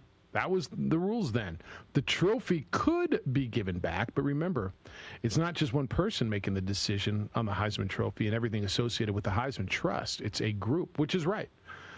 You would think, and I don't know enough about the Heisman Trust, how much say the family, the guys who, like I almost want to say the Heisman house, right? The guys who live in, is that Nissan that does that? Who? I think so. Yes. Is it? Who runs the Heisman Trust? How much say does the trustees who serve pro bono? They're guided by devotion to college football. So I'm looking at the board of directors, and it's a bunch of people that you wouldn't know, right? You wouldn't know them. Michael Comerford, who you heard in Reggie Bush's statement, is the president, and a bunch of dudes in suits and hairlines that look like mine. And a couple ladies on there.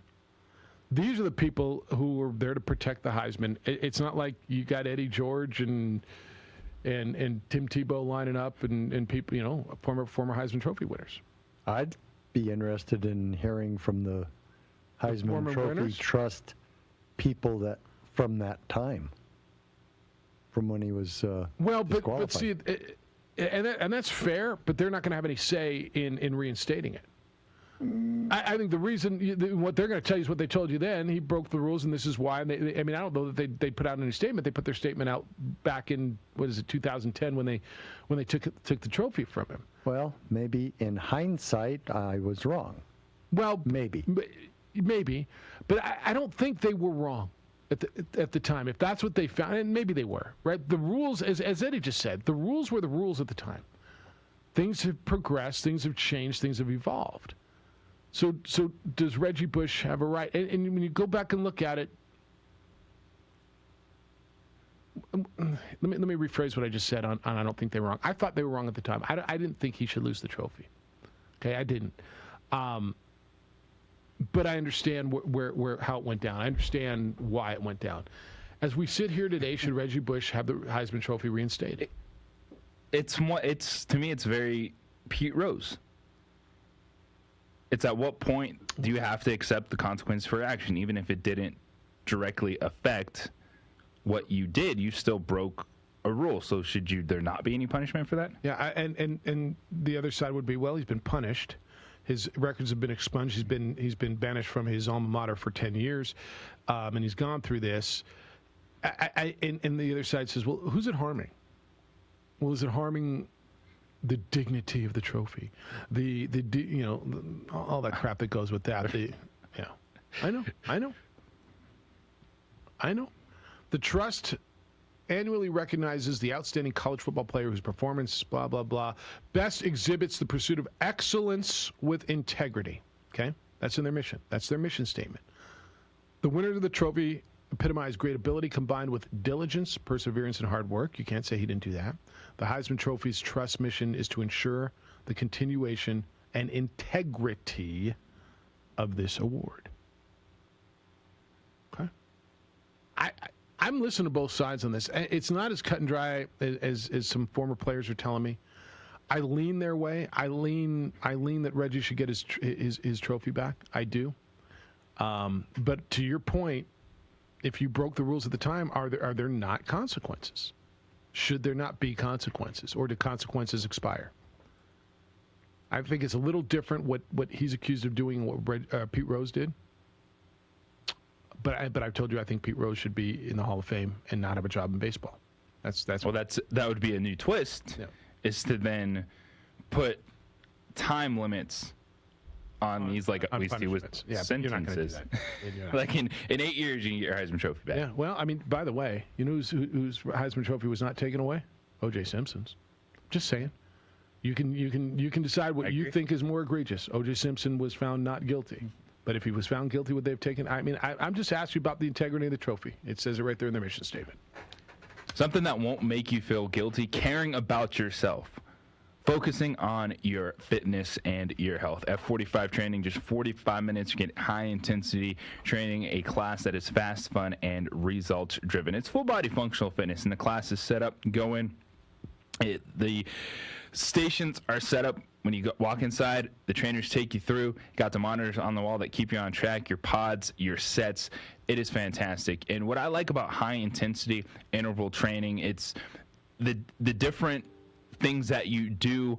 It doesn't get stagnant. It doesn't get stale like sometimes going to the gym can. You kind of do the same thing over and over and over. But incorporating high-intensity training, for me, it's when I felt the best in my life when it comes to my health and fitness, is having those times you're getting your heart rate up for an extended period of time. The HIIT training, it lowers, you get it back up, you get some of the best workouts that you've had with high intensity training. So check out F45training.com, download the F45 app today to take a look at the classes, the schedule of classes at the Northeast Heights location, which are available 7 days a week. You can also sign up for your 7-day free trial. Get in the gym, check it out, and see what it is all about, because once you book your class, you are set. You're guaranteed a spot in that specific class. You can go in, knock out your workout in 45 minutes and start feeling better about yourself. F45training.com. Download the app today. Team training, life-changing. I'll see you at F45. Drive Jeff Siembieda, JJ Buck. Mike, Josh produces for you today over on the ProView Network side, where you can watch the show worldwide on ProViewNetworks.com or statewide at Comcast Channel 26. Hey, welcome to the Steve Davis Show. Good morning. Welcome to Sports Desk Live on Comcast Channel 26. Welcome to The Point with Nick Rich. Hi, everybody. Welcome to episode 10, America Talking Out. I'm Pastor Flora Padilla of Mending Broken Hearts. Welcome to Henry T. Game Face Live, Comcast 26, and Big Bad ProView Network. Often imitated, never duplicated. Welcome to Local Focus with Sebastian Noel. Welcome, sports fans. It's that time of the week again. You are watching the Weekly Rundown. Hey, welcome to Red Menace TV here on ProView Network. Hello, I'm Steve Davis. You are watching Public Access TV.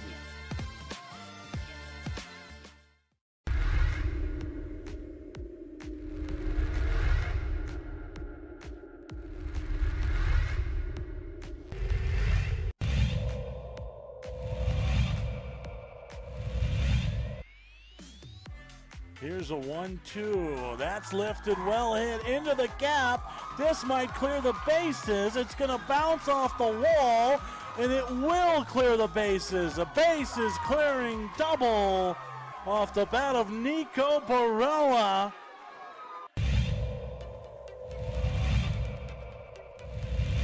Got the glove on it.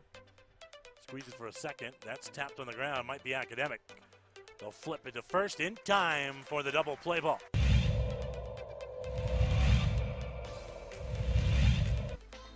Huge lead. There's the pitch.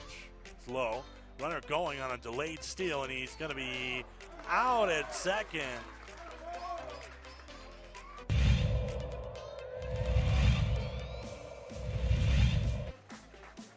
One-two. The runner moving. It's pulled down the line. This might be trouble, and it's a fair ball.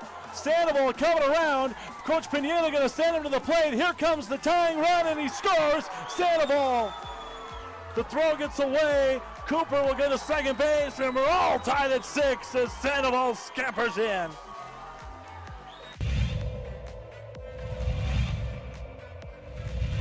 Hit so far.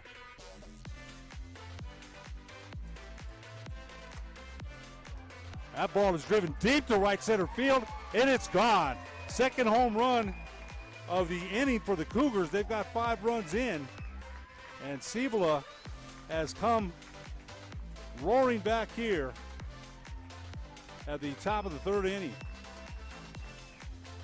2-run home run for Jalen Montez.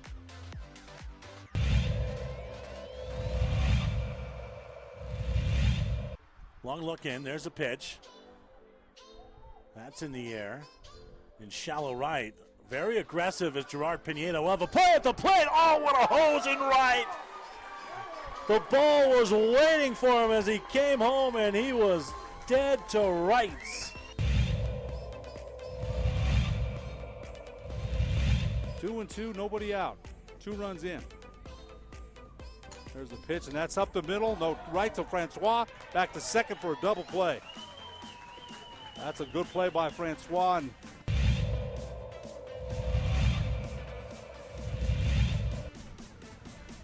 1 to Araceli Morales. There's the pitch. Morales swings, hits a Vela. What a catch by Vela in right field. Vela coming to her, running to her left and diving.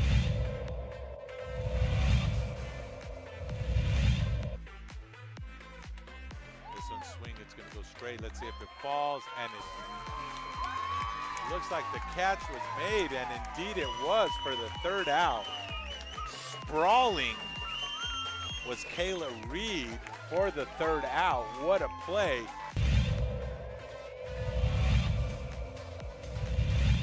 Garcia prepares, deals, and she swings it. This one looks ding dong doink. Yabba dabba doo. Grand slam by Mia Flores.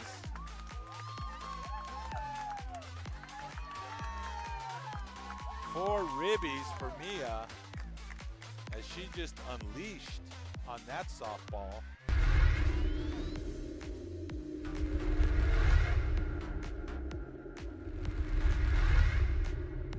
For your business or your home, Valley Fence stands alone. We're number one in New Mexico for a reason. It's the best fence you can own.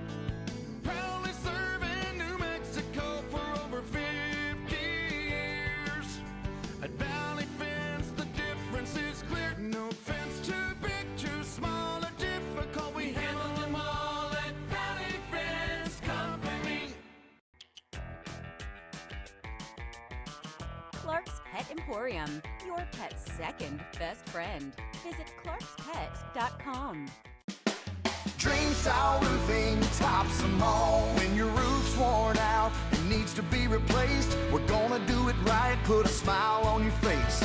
They're at home, things are looking up when you get your roof done by someone you can trust.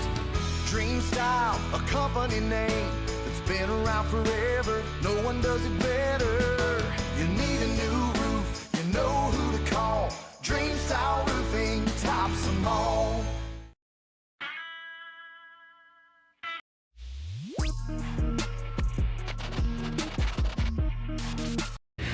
I was looking at some of the Ken Palm rankings for college basketball.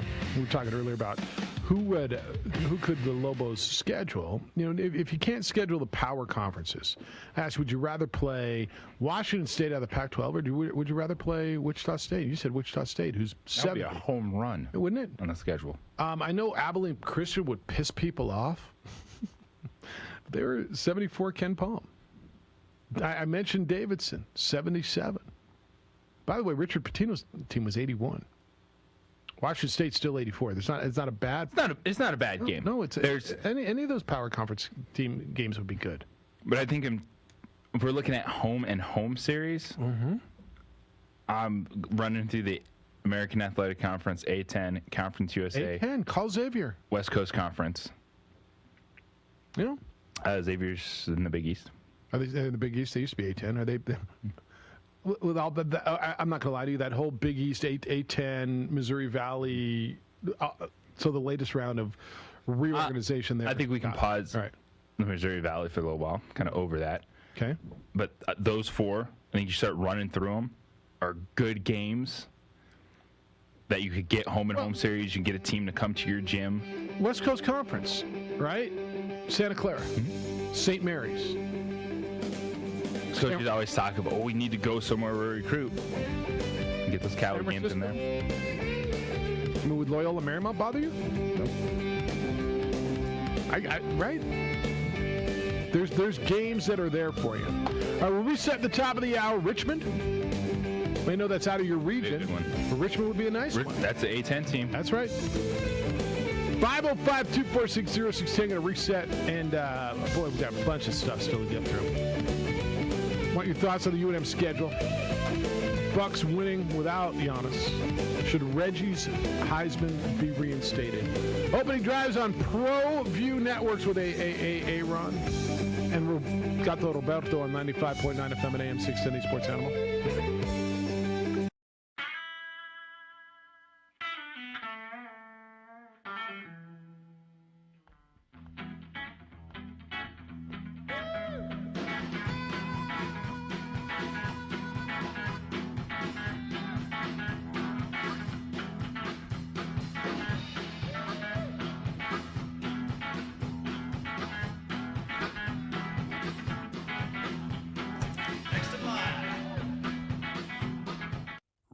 Industries is a proud supporter of ProView Networks.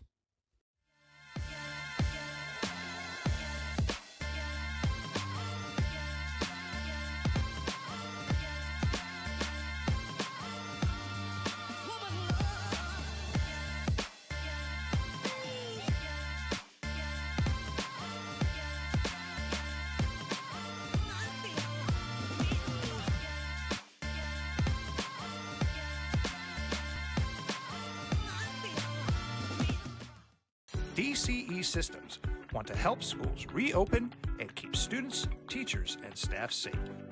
New Mexico's distributor of no-valent Shield Plus, an antimicrobial hand sanitizer that lasts 24 hours. That's right, 24 hours. 1 liter will provide approximately 2,000 individual applications. Call Louis Ruffin today at 505-507-7722 or go to DCESystemsInc.com to learn more. DCE Systems is a proud supporter of ProView Networks. These are more than just the sounds of a safe place to go after school. These are the sounds of interest being ignited and of mentors making an impact. At Boys and Girls Clubs, we don't do just one thing. We do whatever it takes to meet the needs of every kid who comes through those doors. Because whatever it takes is what it takes to build great futures. Great futures start here.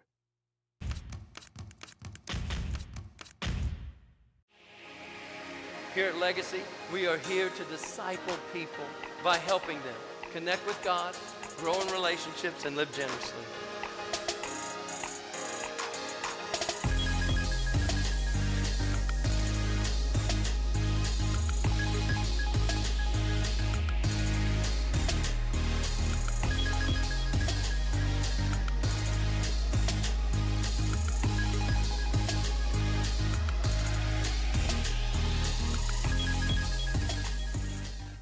Don't sacrifice quality and flavor when you're in a hurry. Golden Pride offers ribs, fried chicken, green and red chili breakfast burritos, and Frontier Cinnabons. 4 great locations, or visit us online at goldenpride@abq.com. Golden Pride Barbecue Chicken and Ribs, proud supporter of ProView Sports Network. A rogue virus, no jobs, sky-high tuition debt. Life is trying to put our generation on the sidelines. But we refuse to just sit back and watch it pass us by. Instead, watch us fly ahead. Watch us overcome anything. Watch us rise. Watch us change our world. Watch us become the next greatest generation.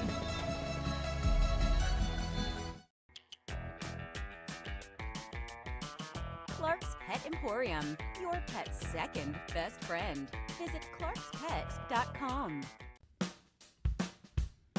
Well, I'm going to the frontier, walking to the cashier, order up a root beer and a number 1. Cover it with green stuff, 1 scoop is not enough. Find a booth that's real tough, backed by the Duke. Meet my family, meet my friends in the quirkiest restaurant I have ever been. All of Albuquerque's favorite spot, it's the Frontier Restaurant. The Frontier Restaurant is a proud supporter of ProView Networks. Calling all football players, are you looking to develop your skills this season? It's never too late or too early to put in the work. Coach Carl Barrere and the Air Barrere program at 8 Grady's Performance Center provide comprehensive position training for aspiring football players at all levels. Whether you're looking to increase your speed, gain strength, or hone your skill, we train all positions with a team of experienced coaches who know what it takes to succeed at all levels from Yaffle to college. Check us out at 8gradys.com to learn more and sign up for training today. Jackson Compaction wants to help you keep your green and keep the community green as well. Jackson Compaction has worked hard to maintain the same prices since day one. Always easy and painless trash removal with professional crews and quality service. If it's non-hazardous waste, debris, or trash on your land, leave it to us. At Jackson Compaction, we're dedicated to ensuring the conservation of our environment. You trash it, we smash it. Jackson Compaction, we've earned a reputation for great results. Turbo Threads is a proud sponsor of ProView Networks. Almost 30 years of experience means fast service, great prices, and a wide selection of apparel from t-shirts to performance sport shirts, even jackets and hats. They feature low minimums and no setup charges on most orders. Turbo Threads is located at 1503 Golf Course Road in Rio Rancho, or find them on Facebook, online at turbothreads.com, or call 999-1234 for Turbo Threads. Jeff Siembieda and J.J. Buck.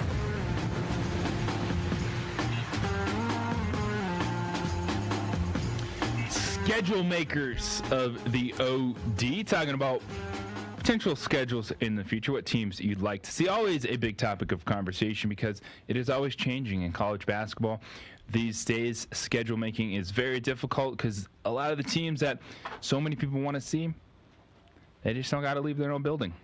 And thus, you got to figure out what is a good schedule, but also you got to start winning some of those games on said schedule. Well, go get some of the teams that look like you, right? Like there's, you're like, well, who's that?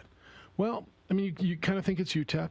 Well, we're better than UTEP, man. All right. I mean, not really last year, but okay. But go schedule the UTEPs, the SMU. That's a really good one. Is Wichita State you? I don't know. Houston, Davidson, Richmond. Well, Santa Clara. Those would be hard to get right now. They would Like be. Houston They would be. No, you're going to have to get back up. No, I get it. But St. Mary, and this is a big year. I was just asked by one of our salespeople. Lobo's going to be good this year. I said, I think so. I mean, this again, it's who's in, and I watched Jamal Masterman play. You watched House play. You think they're going to be good. I could say this with 95% certainty: they're going to be a lot better than last year. Can you say that with certainty? Yes. Okay. Yes. So you're on your way. So then start reaching out and saying, all right, who's regional? Well, Davidson's not, but SMU's perfect. SMU's very good. Wichita State would be nice. You just said Boise State schedules home and home with St. Louis. Yeah, we've seen that in the past. Like those AAC, A10, CSU, Conference USA, West Coast Conference, a lot of similar teams that are positive matchups that are going to be names on the schedule that fans won't immediately look down on. And hopefully, keep fingers crossed, more times than not, it becomes at least a good game for you as opposed to a terrible game. And then pick your chances to start climbing that Power 6 ladder. Did North Texas lose their coach? Did he stay? They won a game in the tournament last year. They're 55 Ken Palm. Yeah, or net. They've been good over the last few seasons, and it's going to be a little bit more difficult because most of the times you're signing these kind of a year out. No, I get it. But you just have to gauge on some consistency. But if they won a conference championship within the last year or two. How good was UC Santa Barbara last year? Would that be good for you? UCSB would be very good. To your, Richmond, throw that name out there. Like, there's a lot of. It's easier said than done. I get it. No doubt about it. But I think when you start looking at, all right, where can you get more SMUs to start running down those conferences? That's right. Edward, good morning. You're on the Corns Auto Care Hotline. Good Friday, sir. It's a delightful opportunity to be on the hotline. And before I talk about my subject matter, I want to wish everybody a nice safe holiday weekend. And I would tell you, Jeff and JJ, the sheer fact that we were born in this country, we are holding a winning lottery ticket. Hit the genetic lottery. Yep. Amen. Hey, I think your point about scheduling that JJ led the segment with, I think the days of getting a top 6 power conference team, that ship has sailed. And I think the premise of that is these conference alignment tournaments where the Big East plays the Big 12, and those filled a lot of dates outside of like the pre-season tournaments and the mid-season tournaments and the regional. Kansas plays Louisville, and they all go play in the Midwestern in Indianapolis. So the ship has sailed in that regard. But I do fundamentally and wholeheartedly agree with you're going to have to go mid-major and play the SMUs and play the Tulsas and play UTEP, and I think it'd be phenomenal. I agree with you guys completely. Regarding the NCAA, and guys, I've been saying this for a long time now, that the major 6 conferences are going to eventually secede from the NCAA. I absolutely believe that. And I think even what's transpiring now, and I don't have all logistical information on what's happening, how they're going to start, compensating players. but this is a stepping stone to where the governing body is going to lose leverage and control. I think they're going to try to have leverage and control, but they're going to lose leverage and control, and it's going to create an even greater separation between those that can highly compensate players and those that have no ability to do it. And go ahead, Jeff. I know you have some thoughts. This isn't on the schools to compensate the players the way this is constructed. This is the who's surrounding, where the opportunities that the schools are the exposure the schools providing, right? The schools aren't directly providing the compensation in this NIL. Okay. It's endorsements, that sort of a thing. So it's not directly related to the schools, but to your point, I think what you would say, or the follow-up would be, well, right, but the followers, the alumni, the boosters at Alabama and Ole Miss and USC have much more means and deeper pockets than New Mexico State, and Utah State. Yeah, and I don't mean to be rudimentary. That's very obvious, but even if you just look at the landscape, like they're going to open up the college playoff. The reason they're opening the college playoff, because unless you're Georgia, Alabama, LSU, Clemson, or Ohio State, you have no chance to win the national title. Zero. They'll let Notre Dame and Oklahoma in, and they'll get thumped, right? But you have no chance, so it's becoming a regional sport. Like Colin Cowherd talks about, college football is essentially a regional sport now. And I think that their interest is a bit waning outside of that region, so they have to open it up. And so if they're opening that up and now they're allowing this, these are all stepping stones or preludes to an inevitable crash where the NCAA is going to lose its leverage as a sanctioning body, and they're going to do their own thing, and they're going to say, hey, thanks, but we don't really need you, and we're going to see just a complete remake of what we've seen in college athletics, which I don't think is bad. I don't think it's a bad thing. I think it's just a natural evolution of sports. Look at the NFL. For years, sorry, I don't mean, I'll end on this. The NFL, for years, we're so statistically driven and stats and career legacies, and they just casually and haphazardly throw a 17th game in, right? Which is going to fundamentally change, how we look at stats and legacies and all-time greats.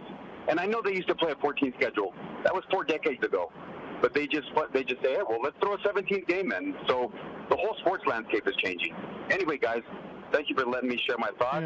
And I wish you guys a great weekend. You too. So a couple of things there. I think everything except for the NFL is regional. And college football would be the next thing that I would tell you isn't regional. I think we all watch Ohio State play Michigan. We all watch Notre Dame play Clemson. And we all watch Alabama play Auburn, and we all watch USC play UCLA. And the piece of the one thing the NCAA does not do, and this is because of television windows, they don't showcase West Coast teams in primetime slots. And this was this whole thing about the 9 o'clock kickoffs on the West Coast recently. They're trying to change that.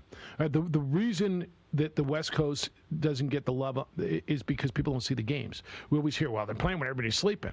So they tried to move some of those games back into more national windows. But tell me what's not, quote unquote, regional. Baseball sure as hell is. I will tell you, I think the NBA is. Hockey certainly is. College basketball pretty much is. You can't. If you're comparing everything to the NFL, then there's no comparison. There is no comparison. There's nothing to talk about there. Right. So I disagree when I hear the college football is regional. I think it's less regional than baseball or the NBA. I think we're more aware of what's going on in the Southeast or in the Midwest, sitting where we sit in college football than we are in baseball. I know way more about Michigan and Ohio State the three sports than I do about the Cubs and the White Sox. Yeah, the 3 sports that I think are doing the best right now when we have this crossover conversation, being able to impact various levels, no doubt, the NFL, NBA, and college football. Yeah, and I would reverse college football in the NBA. I would. Because the NBA has a very, very strong and good social media presence.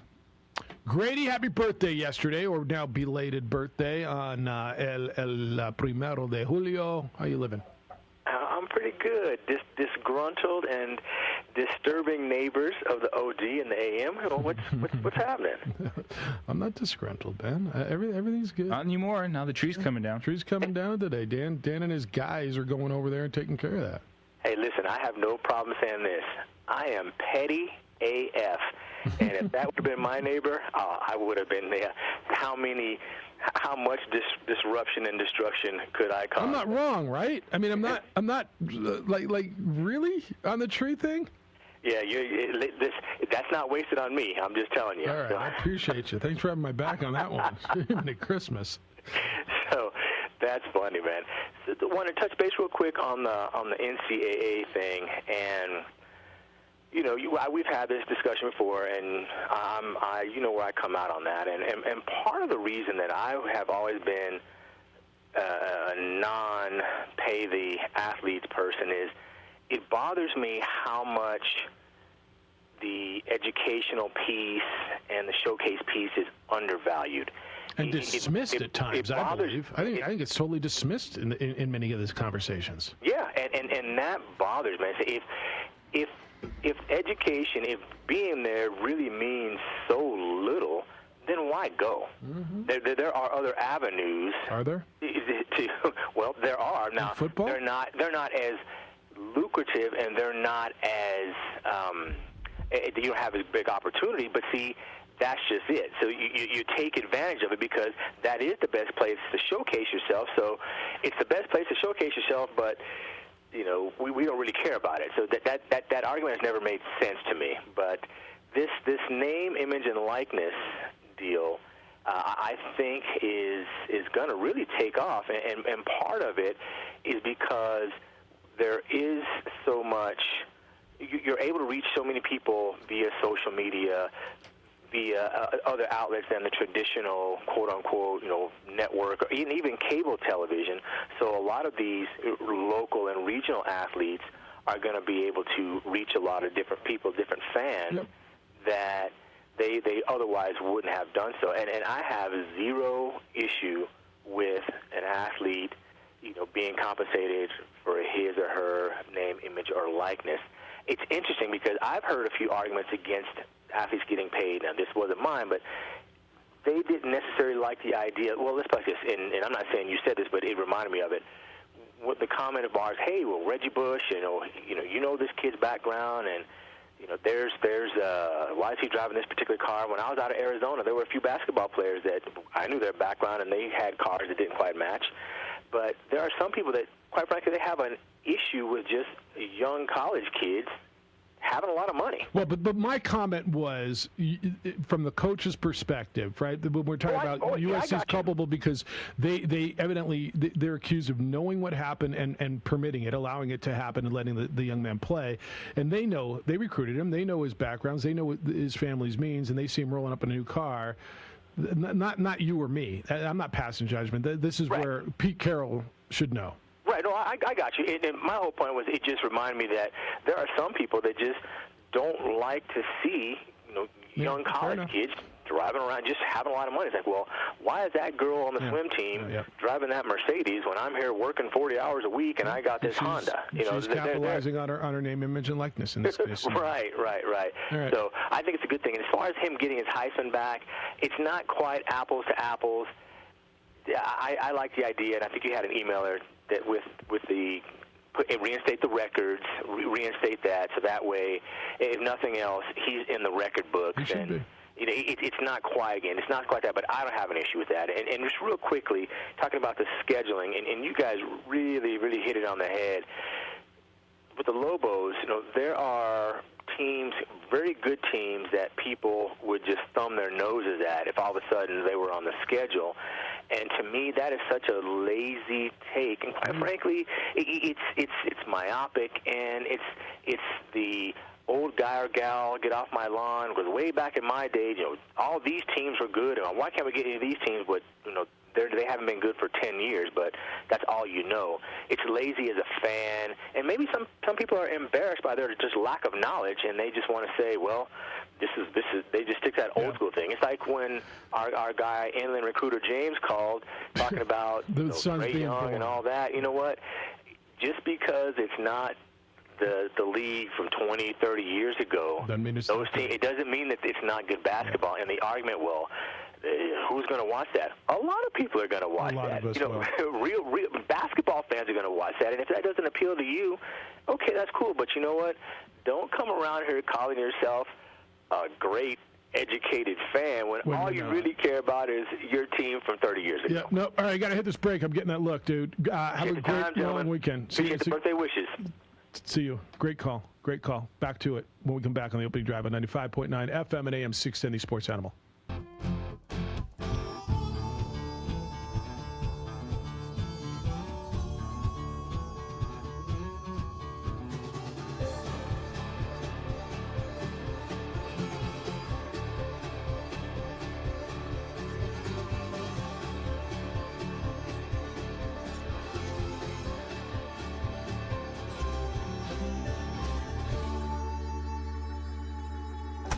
Next in line.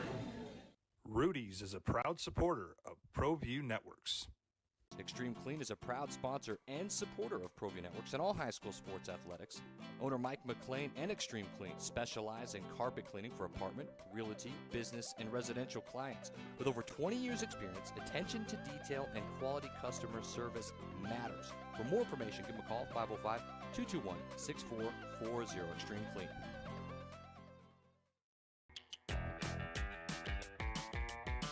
Clark's Pet Emporium, your pet's second best friend. Visit clarkspet.com. Are you sure we're supposed to be doing this? Don't worry, I've watched him do it 1,000 times. Come on, what's the worst that can happen? No! Bad dog! Hi, welcome to Car Crafters. What happened? Don't worry, we'll make it like it never happened. Car Crafters, it's like it never happened. Car Crafters is a proud supporter of ProView Networks. Datacom is a proud supporter of ProView Networks. Datacom has portable AC units for rent. Applications include server rooms, retail outlets, healthcare facilities, laboratories, convenience stores and truck stops, events, concerts, and weddings. All of these units are 120-volt plug and play. Call Louis Ruffin today at 505-507-7722 or go to datacalm.com to learn more. Drive, Jeff Siembieda, JJ Buck. Micah, Josh produces for you today over on the ProView Network side, where you can watch the show worldwide on ProViewNetworks.com or statewide at Comcast Channel 26. Hey, welcome to the Steve Davis Show. Good morning. Welcome to Sports Desk live on Comcast Channel 26.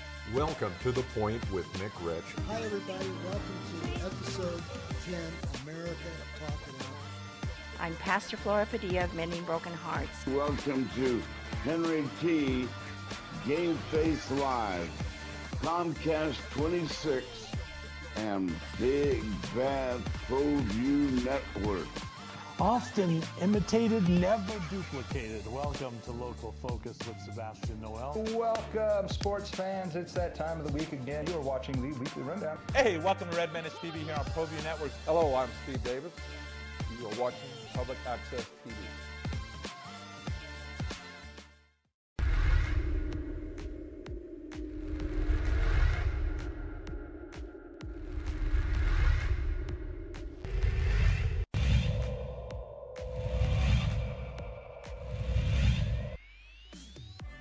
Here's a 1-2. That's lifted well hit into the gap. This might clear the bases. It's going to bounce off the wall, and it will clear the bases. A bases clearing double off the bat of Nico Barella.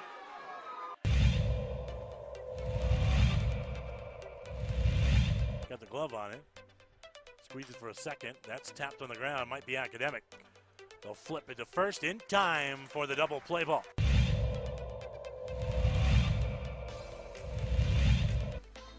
Huge lead. There's the pitch. It's low. Runner going on a delayed steal, and he's going to be out at second.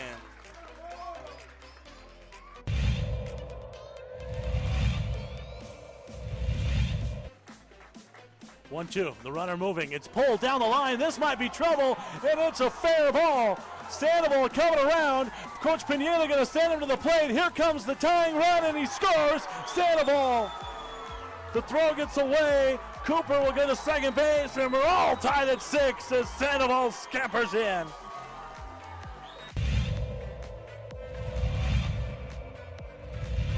Hit so far.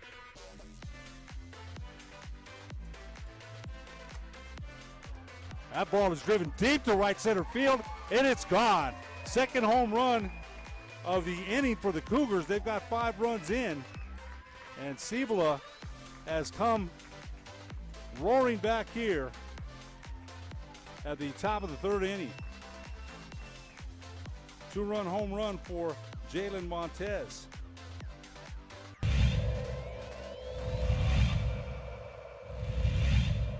Long look in. There's a pitch. That's in the air. In shallow right. Very aggressive is Gerard Pineda. Will have a play at the plate. Oh, what a hose in right. The ball was waiting for him as he came home, and he was dead to rights. Sports Animal. That is also our text line, 505-246-0610, the NMDOT. That would stand for, you know what the acronym is, NMDOT? You know what that's for?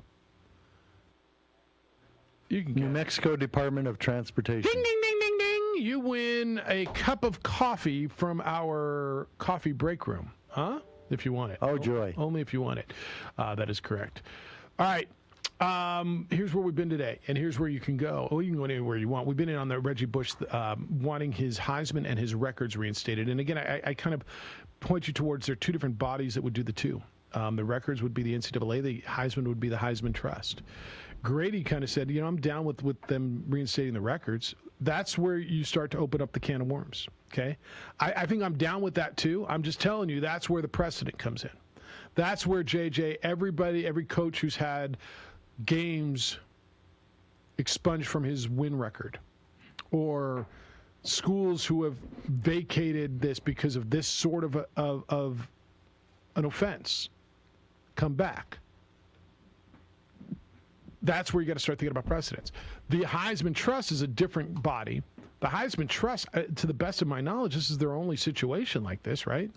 Yeah, and it's really not a good look for the Heisman Trust. To go backwards or to have Reggie Bush be the only one that this happened to, when you've said there's a man in O.J. Simpson who's actually been to jail for crime. No, there's probably more than one author that have been to jail. To somehow say, Reggie Bush is the one you have to make no example of. Yeah, okay. Yeah, and the and is it just because it happened? The counter not that during a college career. Yeah, so I'm would be the counter. Yeah, I'm with. I don't want any part of going back and then reinstating records and then having to relitigate all these cases. Like, if rules were broken at the time, rules were broken. And I think that's fair. I know what I saw, man. I know what I saw. And for him to not be in the record book, it's really weird. And there's a hole in the Heisman Trust. This is like I said, this isn't as cut and dry. It seems on the surface to be very simple, but it really is not. And that's where we are. All right, PGA's the Rocket Mortgage Classic. They're at the Detroit Golf Club. Chris Kirk and Davis Thompson are your leader. Thompson shot a 9 under 63 yesterday. Kirk's 4 under today to get to -9. And you got some names here. Not all of them, but you got some names, including Phil Mickelson, who is your reigning PGA champion. But he probably is one and done in Detroit, JJ. He entered the Rocket Mortgage Classic this week. It's the first time in the 3-year history of this event in Detroit that he entered the Rocket Mortgage Classic.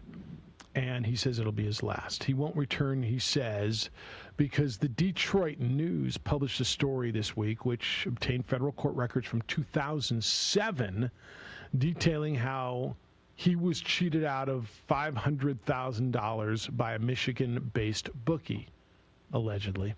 Again, back in 2007, 14 years ago. And this was his quote yesterday. He said, "It was so much effort for me to be here. And to have that type of unnecessary attack, not like I care, it happened 20-something years ago. It's just a lack of appreciation. Yeah, I don't see that happening. I don't see me coming back. Not that I don't love the people here. They've been great, but not with that type of thing happening," end quote. You just... Did this happen? Yes. Mm-hmm. He didn't deny it. He didn't deny it. It's news. Are they rehashing it? 14 years ago? What define news? But are they doing it to put Phil Mickelson down, or just saying, hey, this happened with someone in the community? I'm sorry you took so much time out of your grueling schedule, Phil, to play a golf tournament. Which is, by the way, thank you for blessing us with your presence in Detroit. That's right. Thank you. Which, by the way, look at the field, and he might be the biggest name in the field. I mean, it's kind of a big deal that he's there. And was you embarrassed by it? Like, it happened, and they wrote a story about it. Did they say that you shouldn't be playing in the PGA Tour? Did they say that you shouldn't be in their city? I don't believe. Like, I didn't know about this, so this was news to me. It was there. It was news back then. Okay, I didn't know about it in 2007. Okay, but does that make it news? Yes. Define news to me. So they wrote a story about Phil Mickelson coming back. Yeah. Did they trash Phil? Did they say he shouldn't be here? I didn't read the story, to be honest with you. It's just an unfortunate event that Phil might be embarrassed about. Yeah. Doesn't mean that we forget everything that's happened. Quote, I'm disappointed they would curiously pick this week. Well, come on, Phil. Because you're there. Because you're there. To write an article about a bet that was made over 20 years ago and a jury trial that took place in 2007 where the guy who was convicted is dead and where the only purpose for this article is to embarrass Phil Mickelson. That was from Glenn Cohen, who is Mickelson's attorney. And look, he's probably right. The only... Well, Phil Mickelson's here. The guy was Detroit-based, and so that's the tie. The guy's dead. So hey, Phil's tie to Michigan is he was swindled out of $500,000 by a dead bookie 14 years ago. I don't know. News is Phil Mickelson won the PGA Championship recently, and news to me is news. It's not the newspaper's job to fluff Phil Mickelson. Absolutely, 100,000% correct. There's a story about something that happened in the area. Yeah, I guess I will draw the line at is it relevant or not? It's not news. News is something that's happened recently. I mean, not everything in newspaper is news. Correct. I fought this battle back at Channel 7 years ago. They wanted me to do a story because the paper did it, and it was a decade old, and it had been out there, and it was defamatory to a person locally. And I said, "What are we doing? What's the point?" Like I'm not. We're Action 7 News. This is not news. News is defined as something that's happening. That happens now. This is that old news. A decade old is not news to me. I fought that battle then, and I would stand on that same premise. Now, is it relevant? Yeah, I would argue that it could be relevant if this is Phil's first time back or first time playing this tournament. I understand that. But by the same token, it's his right to say, that's cool. I mean, write your thing. It happened. I just don't need to come back. Okay. Do you think he should come back every year? Well, I think it's going a little much thing. The newspaper that's writing a story about something that happened in your life. Now you're like, oh, I'm never playing this golf course again. You should only write the good things. That's understandable. The newspaper have to do with the golf tournament. By the way, he shot a 69. 6 times he's under par in the last 11 rounds since he won a major. This newspaper has nothing to do with the golf tournament. Yeah, no, it's that city, and the newspaper can continue to write whatever they want. And I think as long as it's fact, 99% of people wouldn't have any idea that story's out there unless Phil chirped off about it like he did. Maybe. Yeah, maybe. Because I didn't know that story was written until. Does it change your opinion, Phil? No. Okay. Yeah, I don't think it does. I'm getting a Bobcat screaming at me in my peripheral vision again. Stephanie doesn't scream. When's she coming back, dude? She doesn't scream at me with her fingers. She'll be here Monday. All right. I mean, I think though this story with Phil linked to an alleged mob bookie. Like, how could you just scoff like, oh, there's nothing there? Phil Mickelson has that he has to live with. Yeah, and he's lived with it. I guess his issue is, I've lived with it, I've dealt with it. Just because J.J. Buck in Albuquerque, New Mexico doesn't know, what makes the story relevant again? I mean, I get his point too. It's like the NIL thing. I think there's valid conversation on both sides. The story ran a paper because the guy's coming to town, or the paper ran a story because he's in town for the first time since it happened, and he's going, dude, it's 14 years old. What's the point of rehashing this? The point is obviously just to embarrass me. So, I mean, I see both sides of it. It's the opening drive on 95.9 FM and AM. So, or maybe Phil's just crying. He's crying. He likes Bryson DeChambeau though. Who divorced his caddy for now. On opening drive on 95.9 FM and AM 670 Sports Animal. 2-2, nobody out. 2 runs in. There's the pitch, and that's up the middle. No, right to Francois. Back to second for a double play.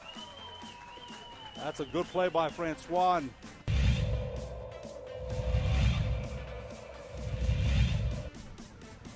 0-1 to Araceli Morales. There's the pitch. Morales swings, hits to Vela. What a catch by Vela in right field. Vela coming to her, running to her left and diving.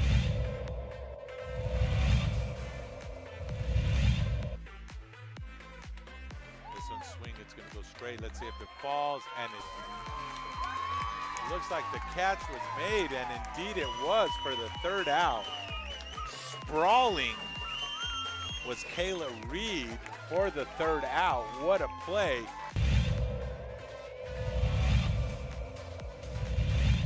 Garcia prepares, deals, and she swings it. This one looks ding dong doink. Yabba dabba doo. Grand slam by Mia Flores.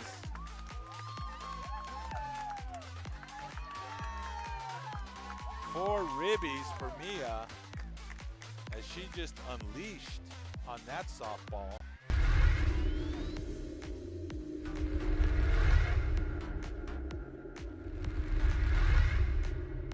For your business or your home, Valley Fence stands alone. We're number one in New Mexico for a reason. It's the best fence you can own. Proudly serving New Mexico for over 50 years. At Valley Fence, the difference is clear. No fence too big, too small, or difficult. We handle them all at Valley Fence Company. Clark's Pet Emporium, your pet's second best friend. Visit clarkspet.com. Dream Style Roofing tops them all. When your roof's worn out and needs to be replaced, we're gonna do it right, put a smile on your face. They're at home, things are looking up when you get your roof done by someone you can trust. Dream Style, a company name that's been around forever. No one does it better. You need a new roof, you know who to call. Dream Style Roofing tops them all.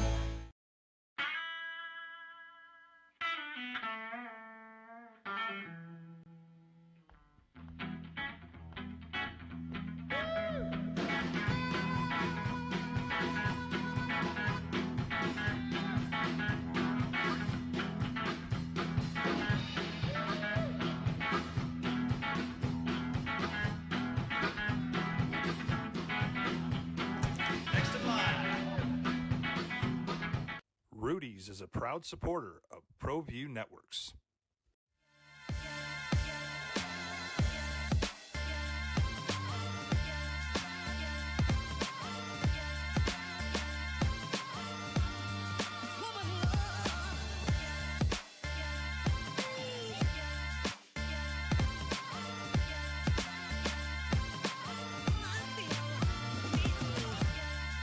Fastest qualifier in the 100 meters on the women's side is not going to Tokyo. She has been disqualified. Her name is Sha'Carri Richardson. She tested positive for marijuana. The United States Anti-Doping Agency this morning announced that she has accepted a 1-month suspension. So by accepting that penalty, Sha'Carri Richardson's results from the U.S. Olympic trial have been disqualified, and she forfeits any medals, points, and prizes. Tested positive last month, just a few, not long ago. She won the 100 meters, ran at 10.86. She said she knew the rules, but her use of marijuana was a coping mechanism after finding out that her biological mother had died. Her quote, "We all have our different struggles. We all have our different things we deal with. But you have to face and go out in front of the world and put on a face and hide my pain. Who are you? Who am I to tell you how to cope when you're dealing with a pain or you're dealing with a struggle that you've never experienced before or that you never thought you'd have to deal with? Who am I to tell you how to cope? Who am I to tell you you're wrong for hurting?" End quote.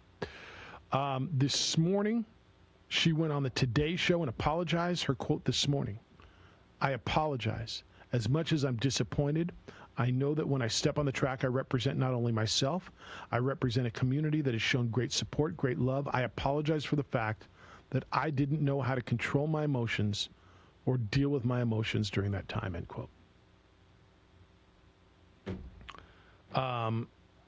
This is bad on every level. Like there's no winner. I guess the winner would be whoever didn't qualify and gets to go to the Olympics, right? But there's no winner. Nobody wins. If that's in fact the story, and I guess I have no reason to doubt the story. I'd never heard of Sha'Carri Richardson until yesterday. I know nothing about her. I'm sure if she's telling the truth and this is her story, you bleed for her because she was hurting and that was her coping mechanism. You hurt for her because she did this to herself and she disqualified herself from participating on the world stage. I mean, there's no winners here. No. And she did all she could do at this point in time, was take accountability for her actions. Say, sorry that I'm missing out on this opportunity. Not blaming anyone but herself. Which, by the way, I give her mad respect for. Okay, this isn't the rules stupid and it's legal and no, the rules there. I give her respect for accepting the responsibility and apologizing. That's all you can do is you're hurting yourself. No, there's not all you can do. We've watched a lot of people do a lot of different things when hit with something like this. I didn't do it. I don't know how it got in my system. I mean, well, that's one thing when we're talking about. Like, I don't know how weed got in your system. Okay.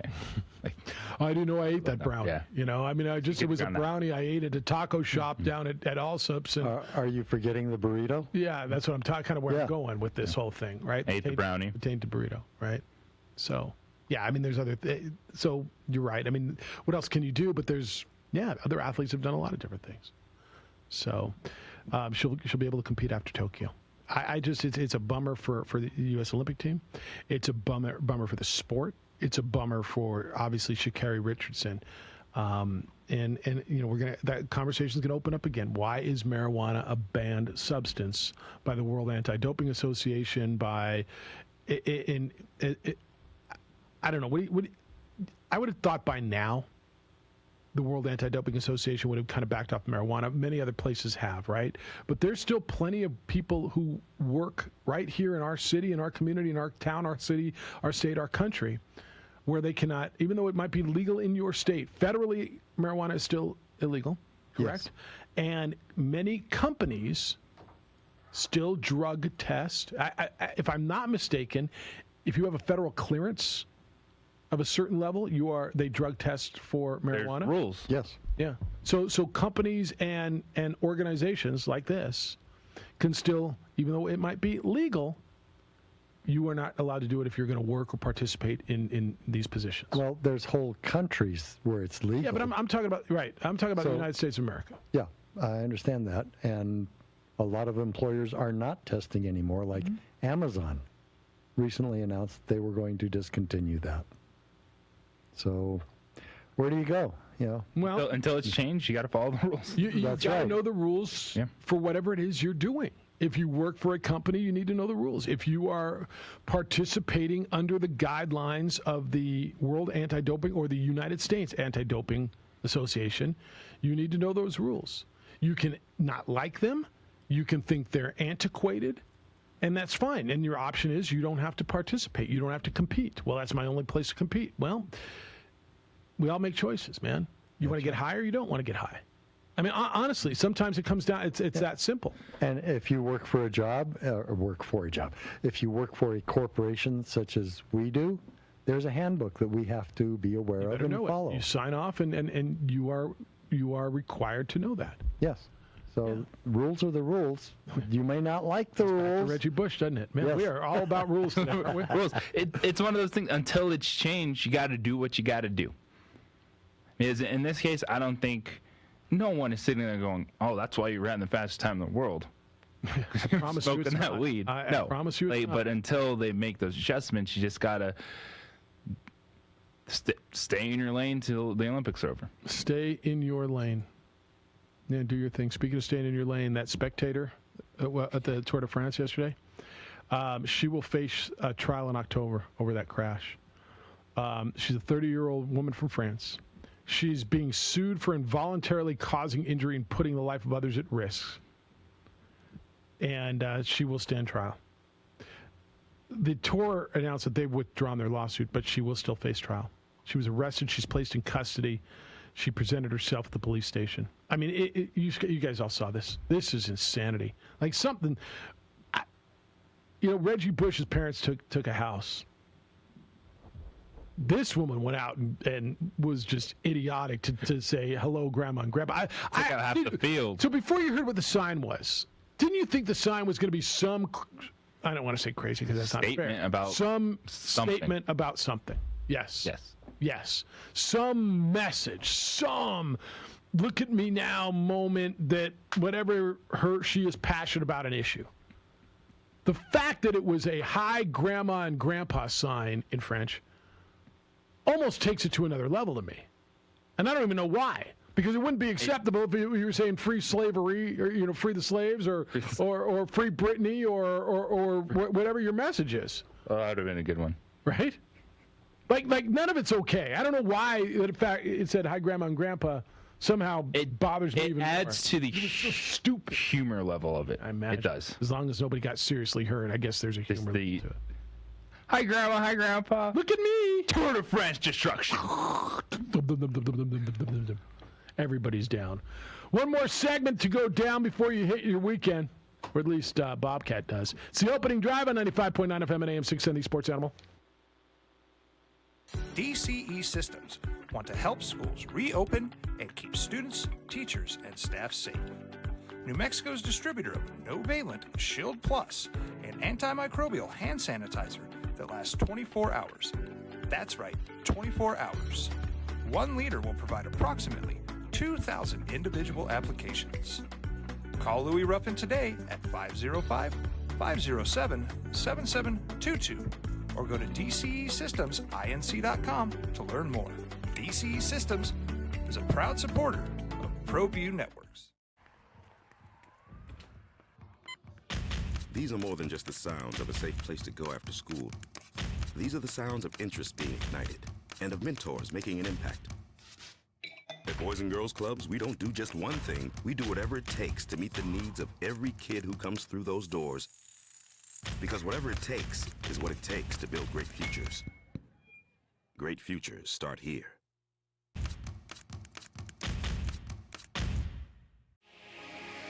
Here at Legacy, we are here to disciple people by helping them connect with God, grow in relationships, and live generously.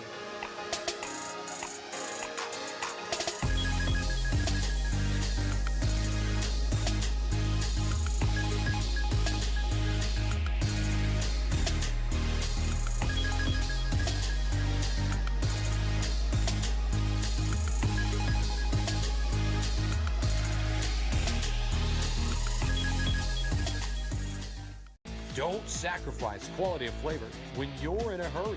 Golden Pride offers ribs, fried chicken, green and red chili breakfast burritos, and Frontier Cinnabons. 4 great locations, or visit us online at goldenpride@abq.com.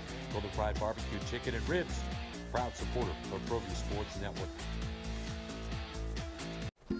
A rogue virus, no jobs, sky-high tuition debt. Life is trying to put our generation on the sidelines. But we refuse to just sit back and watch it pass us by. Instead, watch us fly ahead. Watch us overcome anything. Watch us rise. Watch us change our world. Watch us become the next greatest generation.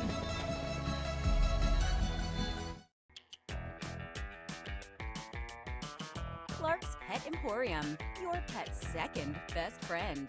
Visit clarkspets.com. Well, I'm going to the frontier, walking to the cashier, order up a root beer and a number 1. Cover it with green stuff, 1 scoop is not enough. Find a booth is real tough, back by the Duke. Meet my family, meet my friends in the quirkiest restaurant I have ever been. All of Albuquerque's favorite spot, it's the Frontier Restaurant. The Frontier Restaurant is a proud supporter of ProView Networks. Calling all football players, are you looking to develop your skills this season? It's never too late or too early to put in the work. Coach Carl Barrere and the Air Barrere program at 8 Grady's Performance Center provide comprehensive position training for aspiring football players at all levels. Whether you're looking to increase your speed, gain strength, or hone your skill, we train all positions with a team of experienced coaches who know what it takes to succeed at all levels from Yaffle to college. Check us out at 8gradys.com to learn more and sign up for training today. Jackson Compaction wants to help you keep your green and keep the community green as well. Jackson Compaction is professional crews and quality service. If it's non-hazardous waste, debris, or trash on your land, leave it to us. At Jackson Compaction, we're dedicated to ensuring the conservation of our environment. You trash it, we smash it. Jackson Compaction, we've earned a reputation for great results. Turbo Threads is a proud sponsor of ProView Networks. Almost 30 years of experience means fast service, great prices, and a wide selection of apparel from t-shirts to performance sports shirts, even jackets and hats. They feature low minimums and no setup charges on most orders. Turbo Threads is located at 1503 Golf Course Road in Rio Rancho, or find them on Facebook, online at turbothreads.com, or call 999-1234 for Turbo Threads.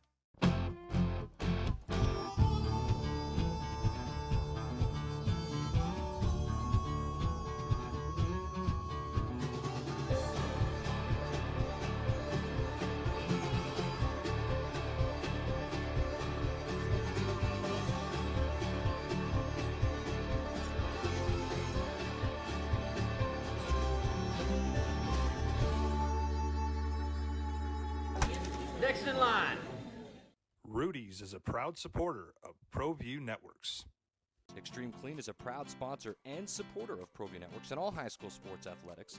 Owner Mike McLean and Extreme Clean specialize in carpet cleaning for apartment, realty, business, and residential clients. With over 20 years experience, attention to detail and quality customer service matters. For more information, give them a call, 505-221-6440, Extreme Clean.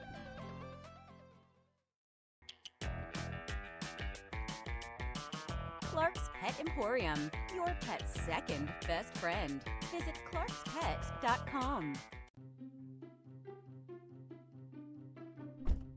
Are you sure we're supposed to be doing this? Don't worry, I've watched him do it 1,000 times. Come on, what's the worst that can happen? No! Bad dog! Hi, welcome to Car Crafters. What happened? Don't worry, we'll make it like it never happened. Car Crafters, it's like it never happened.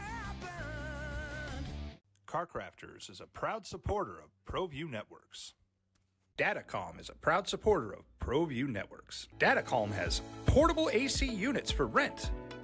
Applications include server rooms, retail outlets, healthcare facilities, laboratories, convenience stores and truck stops, events. Two lines open, two lines to get through. 505-246-0610. Jeff Siembieda and JJ Buck. Hello, Terry. Oh, good Friday to you, gentlemen. How are you guys doing? Good day, sir. So I'll be the bad guy for a minute. When talking about Lobo's schedules, it's a two-way street.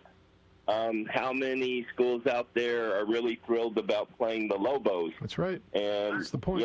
So it under Alford had good years, Bliss good years, but recently not so much. So just thinking it's about who we want to come here. It's also who wants the Lobos to go there. So it's a struggle, plus with all the tournaments they have now, Big Ten versus ACC and all that, it's some of the limitations.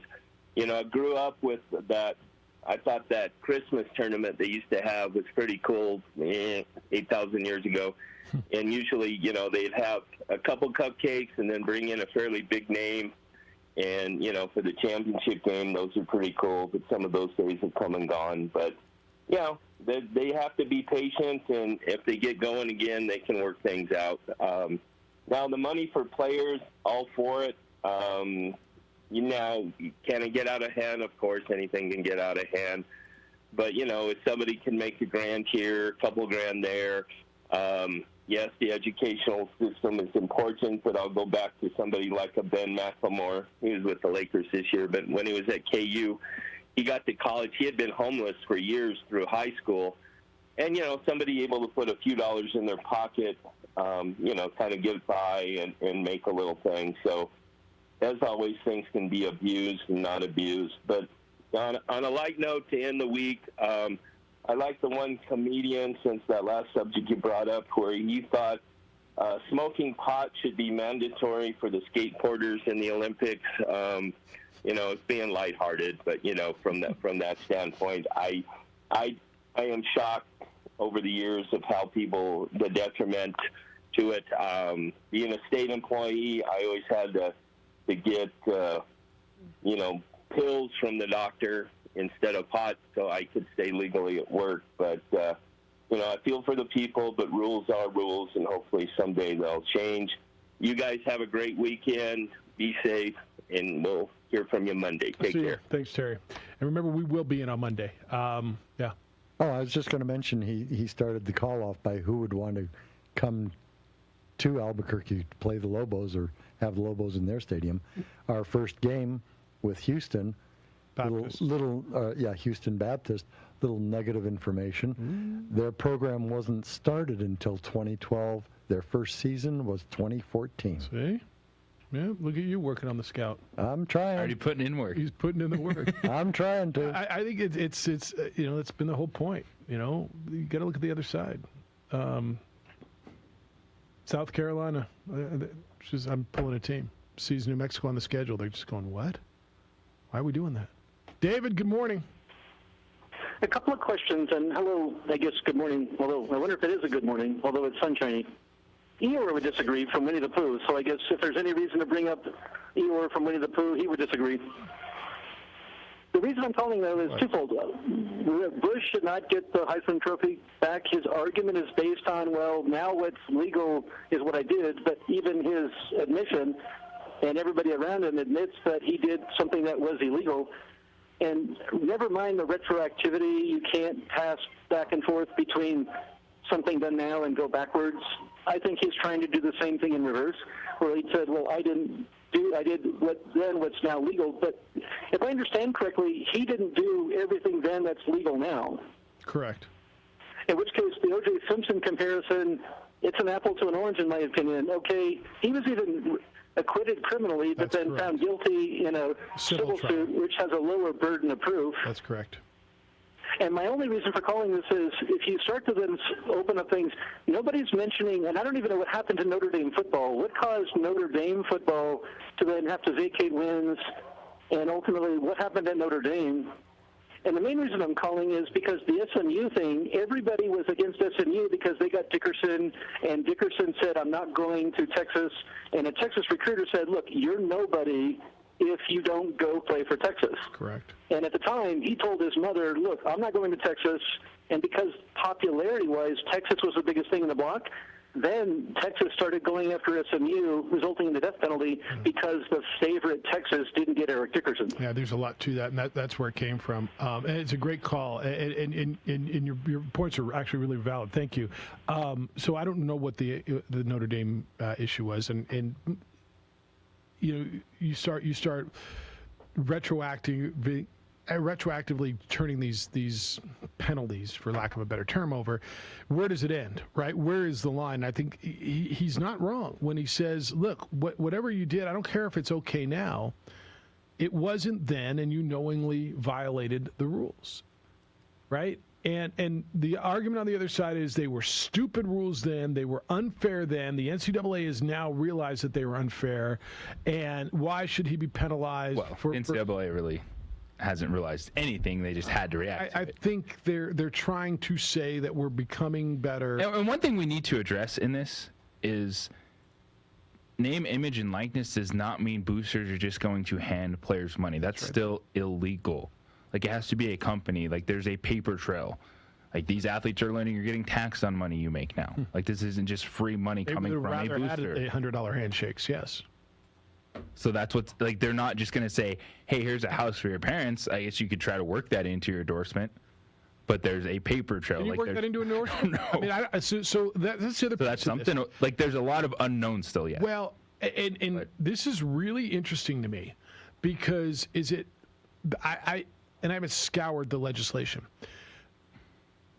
is it fair compensation, and what defines fair compensation? Meaning, let's just say that agent who gave Reggie Bush allegedly all that stuff up to $300,000. Let's say he funneled it through, you love the car dealer analogy, so we'll go through Felix's Chevrolet dealership in Los Angeles. And so the agent funneled it through there, and for that $300,000 or whatever, Reggie did a commercial. Okay? Come see Felix. Felix the cat knows, get your Chevy here. I'm Reggie Bush, and they run as fast as I do, or whatever. Okay? What's fair compensation? What if he gave him $1 million to do one commercial? Well, hey, I compensate him for doing for his name, image, and likeness. Well, the swimmer down the street got $1,000 to do the same thing, but you're giving him $400,000, $500,000. So I don't know if anywhere in the legislation, to your point on that, is this just can it be a cover for the booster who's been giving him the money anyway? Now he says, well, he made an appearance at my dinner for my appreciation for my customers. He was there, and I gave him $500,000. If you're making that money, good on you. If someone's willing to give you $500,000, that's not the point, though. Yeah. The point is the legislation, or not the legislation, the side. Well, this isn't to cap it. It's just so you're not doing things illegally anymore. It's like if you want to get an endorsement and you're getting a lot of money for it, it's not preventing you from playing college athletics. Yeah, it's not to cap it. It's just not making you keep it fair. It's not fair. Yeah. That's why it's name, image, and likeness. Yeah. It's saying, hey, a star player is going to make more money. It never was fair. They didn't sell that to anybody. Jim Rome Show is next. The Herd with Colin Cowherd's after that. Colleges should appreciate, because then they don't have to worry about paying everyone the same amount of money. Sports Bar this afternoon at 4 with Trulio and Carlisle. Isotopes Baseball at 6:15. We are in on Monday. Hope you'll join us then. Aaron, Bobcat, enjoy well, I don't know if Aaron's in on Monday or not, but enjoy the long weekend or short weekend or, Independence Day. Enjoy the weekend. JJ, enjoy a great, safe weekend out there. You as well. Happy birthday, America. Be good to each other. Be kind, loving, caring, and sharing. We'll smell you on Monday.